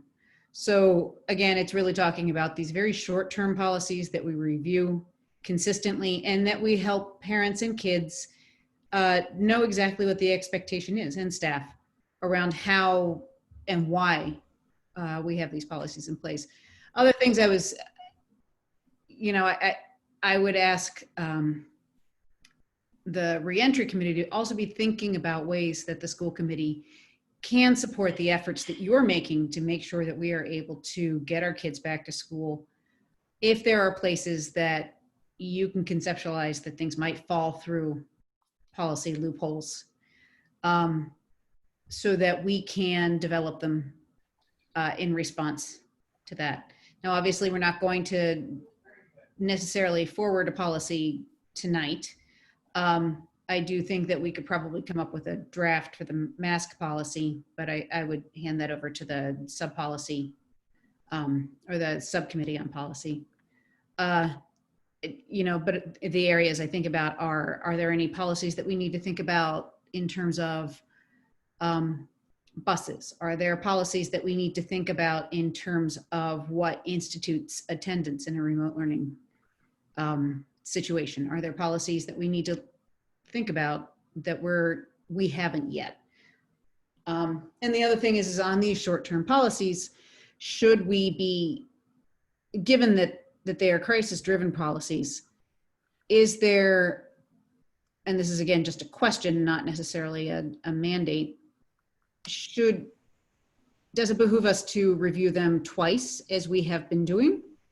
Or can we do a very thorough review once, release it to the public, and then vote after that? So these are questions that I simply put to you at this point for some level of discussion. Jess, have you reached out to MASC about any of this? MASC does not have policy specifically around either short-term. It really has never been necessary for this. So I did get in touch with our representative for MASC, and they really don't have anything that they are seeing on their end right now for short-term emergency policies, but that doesn't mean that it can't be done. Right. It's I was just just they don't have, yeah, they just don't have boilerplates for them yet. So when Megan and I at least forwarded it, I mean, there's at least now guidance on policy issues. I'm trying to, and I'm guessing I'm speaking on behalf of all of us, I'm trying to take it all in, right? There is some areas that need immediate attention, but I agree, Jess, you said it early. Policies are intended to remain, right? So if nothing else, we have a meeting, I think Monday, and I did ask, I said, on the agenda was a couple other items, but I said, let's at least get some guidance.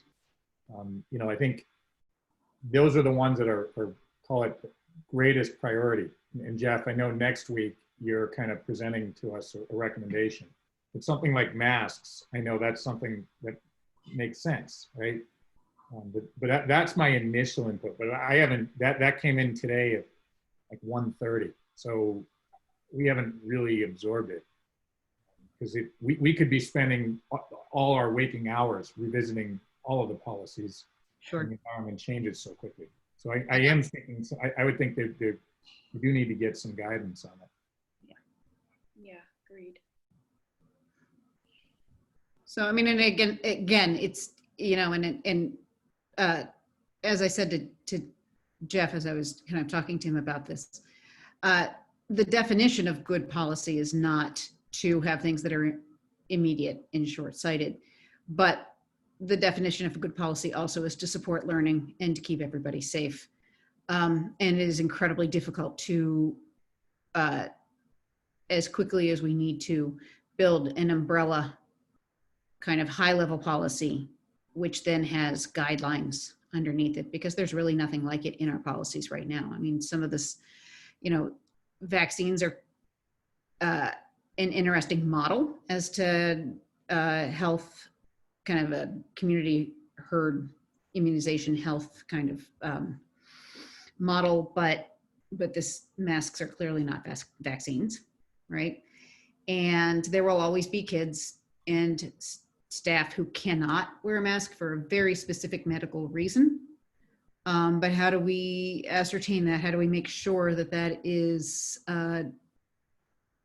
applied as honorably and across the board and equitably as it needs to be? And how do we also support families who have concerns about masks and staff who have concerns about masks and about their children's ability to wear them or whatever? I mean, I think there's a whole big part of this that if we don't address it now in a way that is short term, we can have all of the kind of noble ideas about what we would do for long term. But I do think that even if we did not call it a policy, to be able to give Dr. Marsden and the reentry team the tools to be able to keep our kids safe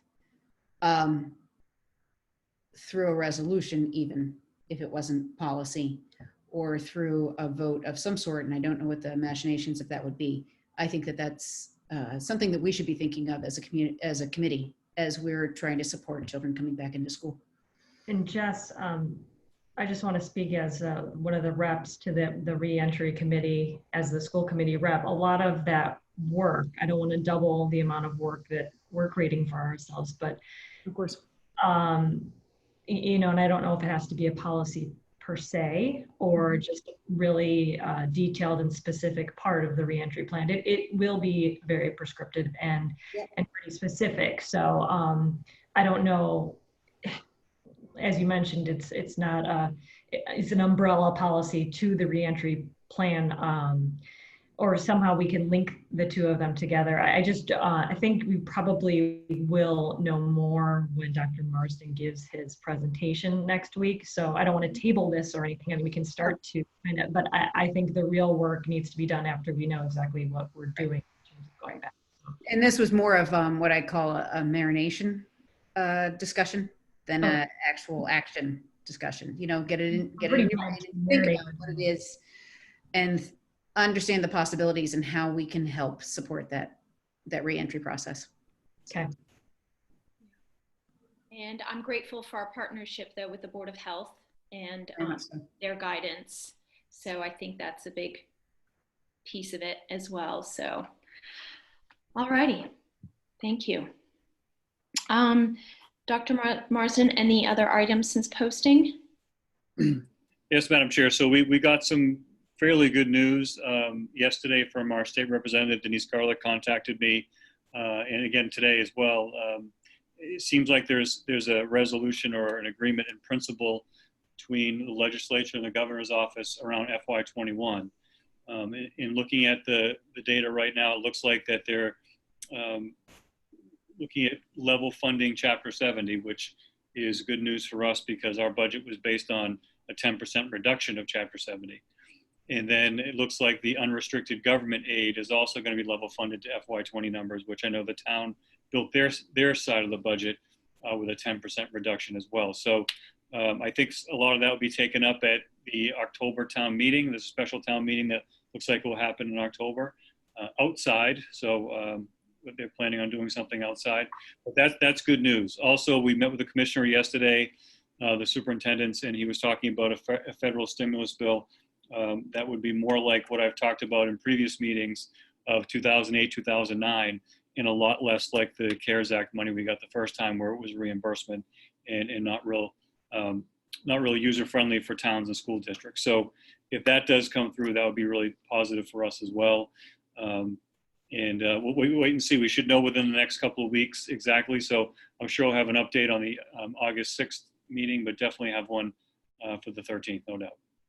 Jeff, not to interrupt you, were you on the call with Senator Feeney when he was giving his, okay. And I forgive me, I can't remember who it was that was doing the presentation on the finances, but it was my understanding that they were hesitant to use the rainy day funds because for fear of not being able to build them back up again. Is that the money that they've dipped into, or? I don't have those details yet. In fact, as probably last week, we were hearing late August, early September. Right.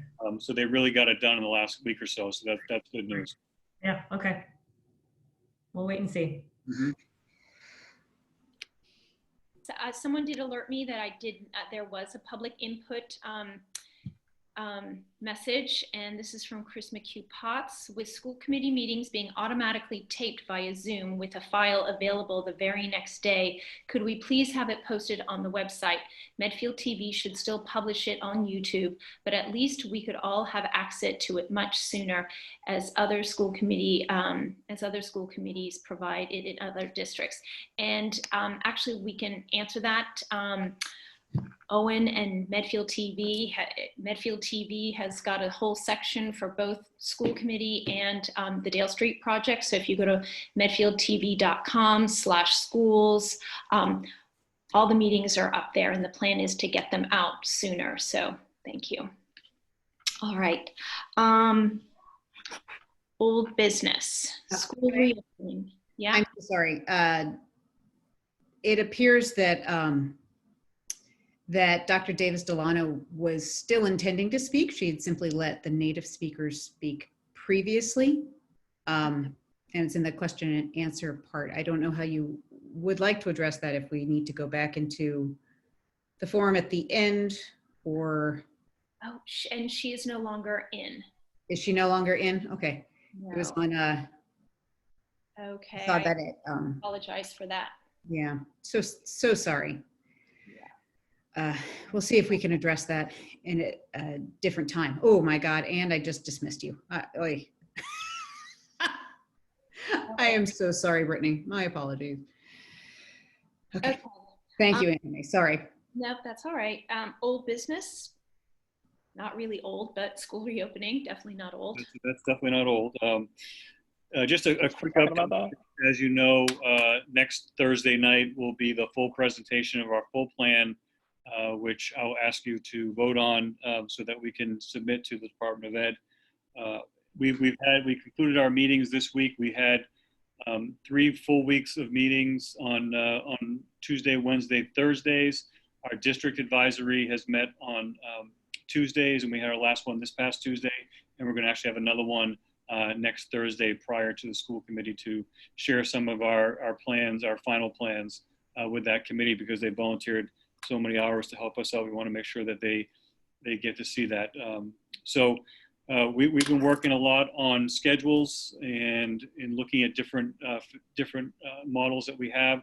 Again, we have, for those that don't know, we have to submit a in-person model, a hybrid model, and a fully remote model. So that's what we've been working on. I can't say enough about the 90+ people that have been involved in this process. We've had parents, we've had students, we've had teachers, nurses, administrators, custodians, everyone part of our school community has really been helpful in this process. And we've been really working hard to put that all together into these 3 distinct plans. So I sent out another survey to parents right before our meeting tonight. I have another one for teachers going out as well. Similar data points, but just seeing if there's been a change as we go through this process and as more information comes out. The big one that we're working on right now that I asked parents to fill out is in regards to the school bus and the busing. Because of the new regulations or the guidance around bus transportation, we can only fit 24 students in our 72 passenger bus. So we really have to get a sense of how many people are actually going to use the bus and develop the routes around that. So we have a couple of ideas of how we're doing that. We're waiting till the final data come in early next week. And I know Michael's working hard with the bus company on that, and in a way to try to keep kids in cohorts as much as possible. Dr. Marsden? Yeah. Yeah, I did receive a question about the busing, and people were hesitant to answer some of the questions. Well, whether or not, if they said no, would it be binding? Is it binding? Binding as long as we're in this situation, yes. And I've had emails come in during this meeting, and that's what when I get off this meeting, I'm responding to people. Yeah, it's binding while this takes place. So if we're looking in December and the numbers are down and it looks like we're in good shape with the virus, then we don't have to use that guidance anymore. Then that will change. But as long as the guidance is in effect, yeah, it's going to be binding. So it's difficult to project the future. That's what I spent my whole summer doing. So I understand that, but people really have to try to make a decision for their family of what is best and then commit to that. I mean, there are districts that are making folks commit to a heck of a lot more than just whether they're going to ride the bus or not. So yeah, it's difficult, but we really need to have that number so we can plan appropriately for a start in September. To that end, I sent in the email, the commissioner has an agreement and made an agreement after 4 weeks of negotiations with the 3 teachers unions in the state of Massachusetts to lower the student days to 170 as opposed to 180. And that is to give us additional time for training and planning for whatever model that we're in, and every district will be different.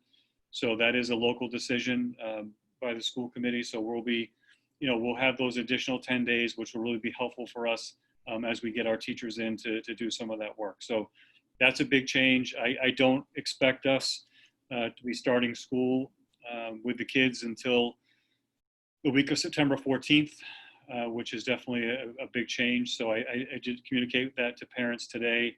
And, we'll look at, I'll be bringing you a copy of the calendar and just get your sense of what you think. And we'll have to revote the calendar as required by law. So I'm going to look at removing the release days that are scattered throughout the year because we may be in a situation where we have release days built in or not. We don't know yet. But, that's where we are. And it's a lot of changes and a lot of things changing almost daily. So I hope to have that for you at the August 6th meeting next week. So, and Jeff, on August 6th, just almost like a preview, is it your sense that at that point you're making a recommendation of at least how we start, or is that the more comprehensive because we know things might change? So that would be an overview of the 3 options that we're required to design. And we've very detailed in terms of we'll have school schedules in there, start times. I think whatever schedule we choose, no matter what it is, there's going to be an adjustment of start times at all 5 schools. And we worked on that this week. There's no way we can transport with 24 kids on a bus and keep the existing start time. So we're going to have to adjust that. All that information will be in there next Thursday. And then at the end, I'll make a recommendation, and then you folks can either accept that or do a different recommendation that out of the 3. So we have to choose one of the 3. And as the year goes on, I'm guessing you don't need to come to us to shift. in other words, if we make a recommendation, we're going to start going direction A. No, Obviously, I would come to you, Tim. I would come to you before we made any shift. Yeah, unless the governor does it. If the governor says, okay, the entire state is remote again like he did last spring, then that's one thing. But if we're starting to see data around us and things are, changing one way or the other, and we have to make a pivot, then I'd go to you folks beforehand, absolutely. Okay. So that's where we are. Again, I'm not going to be in great detail tonight because there's a heck of a lot for us to still work on in the next 7 days, but you'll get everything next Thursday at that meeting. So I encourage people that are watching now to please tune in next Thursday, and I will also remind folks with an email. Great, thank you. And the Dale Street School project timeline. So not a lot's changed. As I said in the narrative, I wasn't able to attend the working group meeting this week because I had a conflict with a reopening meeting at the state level that we're looking at some things, and then a local level we're meeting with leadership. So I know that they discussed different schemes, and they were doing that as they've done every single working group meeting. So I don't have a lot to add on that regard. I think the timeline is still where it is, and that we're going to talk about the grade level configuration again. I believe that's the 13th. That is the 13th. Yep, and I know that you folks had a communication subcommittee. We did, yes. So a save the date should be going out very soon, if not already, via email. And there was a campaign to build up the email database for that, and then I think it on our Facebook page as well as save the date, and also there's a news flash coming out, and we're just hoping a lot of people will come to the grade configuration public forum, and then we have our vote at the end of the month or end of August. Right. Great. Leo, do you have anything to add about the working group on Monday or anything? If not, that's okay. Just trying to find the mute button. Okay. No, the working group's moving forward. There's a lot of testing happening, at the grounds, and they're still doing, looking at both sites and all the work that's going into all that process. So that was still continuing. There's been some movement. So I'm sure in the next coming weeks, we'll have some more update about that, because there were some people that made it on site that they were waiting to get on site.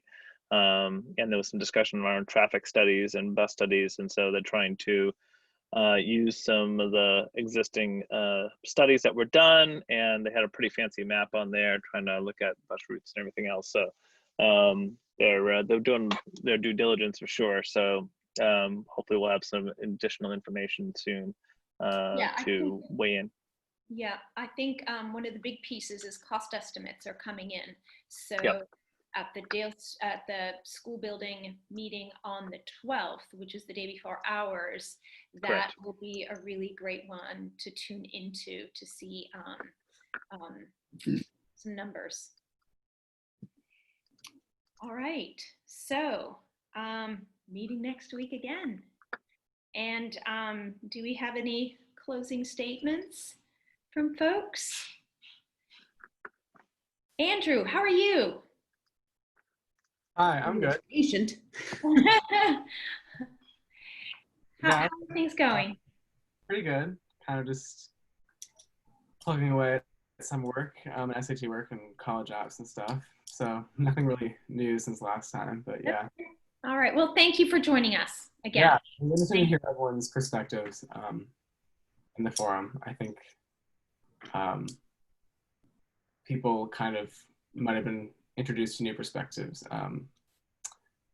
in that. So I think that was really productive. Yeah, thank you. Jess, Leo, Megan, Tim, anything? I would just like to thank everyone who participated tonight in the public forum. But in many ways, most of all, I would like to thank and apologize that our native speakers had to come tonight, because there were so many many sources of data, so many times that you have told us that the logo, that Native American or sports logos and logos in general based on Native Americans are insulting and not honoring and not all of the things. And I think many of the times that we bring up honor, it truly is meant to be a compliment. And I appreciate your input on that tonight. And I appreciate that you were willing to show up one more time to have that discussion amongst many other discussions I'm sure you will end up having. Thank you. And thank you for everybody who attended. It was what, 206 at our height? Yeah. Very impressive. Very impressive. All right. How about Leo? Anything you want to mention? Yeah, I want to echo, the thank you to everyone who came and spoke today, the students, the representatives from the Native American associations and nation. Very informative.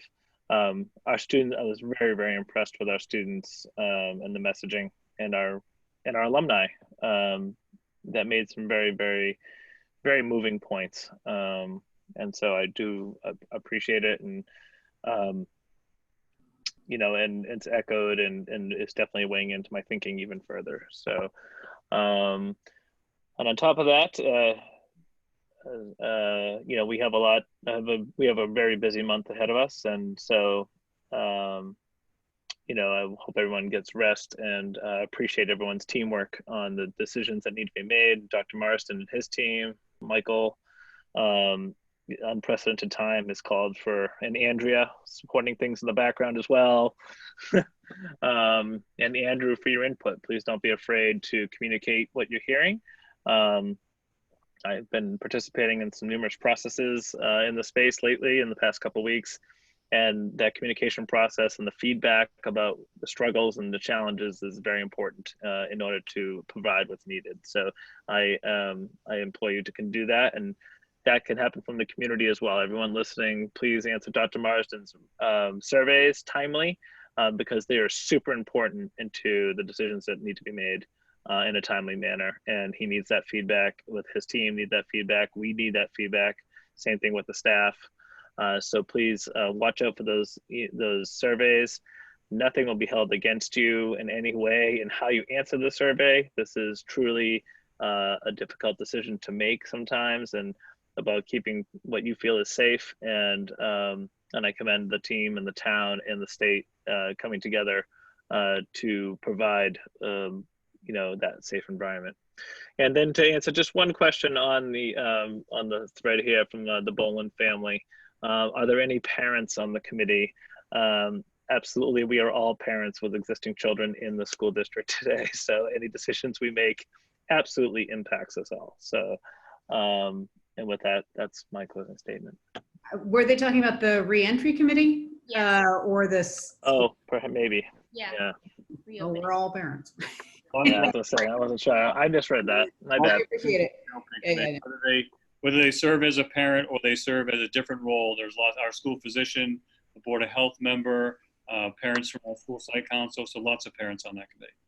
Yeah, and a lot of the teachers, the nurses, Right. they're parents in our community. So there are a lot of cross-referencing there. Megan. I want to reiterate what has been said already, that I am absolutely blown away by the students coming forward today to speak, just how articulate and brave and so thoughtful. And the Native American representations and speakers today, a lot of information, and I'm really glad we had a lot of people that could watch. It was very impactful. I also wanted to speak again about the reentry committee. That's an unbelievable amount of work has been done in the last 3 weeks, spearheaded by our superintendent, and Michael's been doing a lot, Christine, Mary, and then countless volunteers of teachers and administrators and parents. And I don't want to steal Dr. Marsden's thunder. I think he might be saying this as he closes with his last statement, but the way he closed our last meeting was by reiterating that it's how we're handling this is a dilemma, and there's really no solution, but yet how we can just navigate through this dilemma, because there are going to be people that are unhappy with the outcome. There's going to be some that are happy. There's so many moving parts that really, it's like a puzzle that you can't make fit. But I wanted to just let everybody know that there are so many people diligently working on this plan, and all voices are being heard. And even I was just out of the state, in a different state, visiting my family, and my two sisters are in education in Illinois, and even they're going back to school in a week or two, and still had no idea what their schools were doing, in what shape, form, or virtual they were going back as. And I said, well, don't you have this committee in place? Aren't you meeting with these stakeholders? And no. So it really spoke to me, and I wanted to say to you, Dr. Marston, how organized and diligent that Medfield has been in creating this committee and getting this hard work done, and really looking at all avenues to get our kids back safely and timely. And I'm very glad to be part of the team. So thank you, even though I said I didn't want to be on it. I'm glad that I ended up being the rep for the school committee. So yeah, thank you. Tim. I don't want to repeat what's been said, but I think very well done. You know, the leadership here, I think the public forum was excellent. For the record, I was chosen to be the timer. I apologize if I had to step in with anybody. It wasn't next. If we have another one, I will pass that to somebody else. I do, Megan, I love what you just said. You know, the leadership, I know, Anna Mae, you did a lot for this public forum. I appreciate that. Jeff, just sharing with the team, you know, and when we spoke last week, it was one of the first face-to-face meetings I've had in a while. I could see Jeff was bummed out. No matter what choice we make on this reentry, some people are going to be upset. And Jeff, but I just thought it was like, I could see it. You don't love the fact that that's just the way it is. So, you know, to me, that was very human, and it's great leadership. Like, you know, you really want to do the best with conditions that we just can't control. Right. And the last one, Megan, you beat me to it. I appreciate that those that are on the reentry. I mean, massive amount of work. I know that, and very, very important work. So, you know, hopefully, again, we'll see. We're going to be navigating in different waters, but that I'm glad you're a part of it. I'm glad to all the parents, teachers, folks in the Board of Health, et cetera, who are joining. So lots of gratitude today, I guess, you know, in spite of lots of challenges out there. Anna Mae, you're on mute. No, can you hear me? Now we can. Oh, okay, great. Hi, Dr. Marsden. Yeah, thanks, Anna Mae. I just, you know, tonight just makes me reflect on why I really enjoy being a part of this community. You know, the decision around the mascot and all that's an important community decision, and it was nice to hear our students, our former students, and you know, I think that's how America works, right? It's community-based. You have conversations, you figure stuff out, and then you have representation that make decisions. I mean, that's how it works.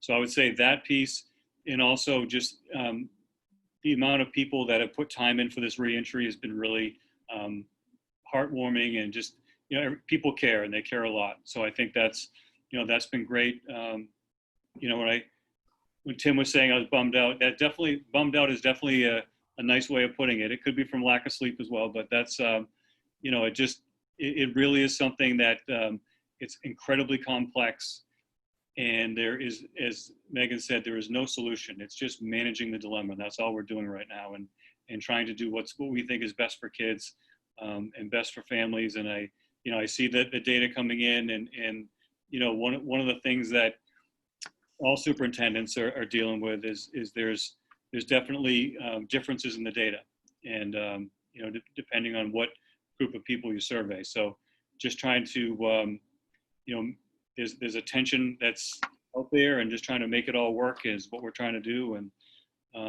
you know, and praying for a vaccine sooner rather than later. So I just appreciate being a part of this community, and you know, tonight with the reentry piece and the conversation around the mascot, just reemphasize that for me. So thank you.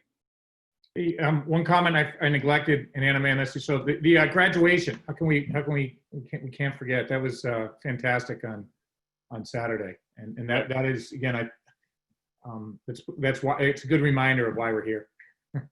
Right? That's so the students were great, all the speakers were great. And Anna Mae, you may have been about to say that. I hope I didn't steal your thunder. But no, that's all right. But, you know, I wanted to thank everyone who pulled it together, and for, you know, the families being patient and hopeful, and, you know, really Dr. Marsden, whole staff, Mary Jean, Maura, you know, the custodians, Jeff Sperling and Heather, they just pulled it all together. Michael, you know, it really was a feat.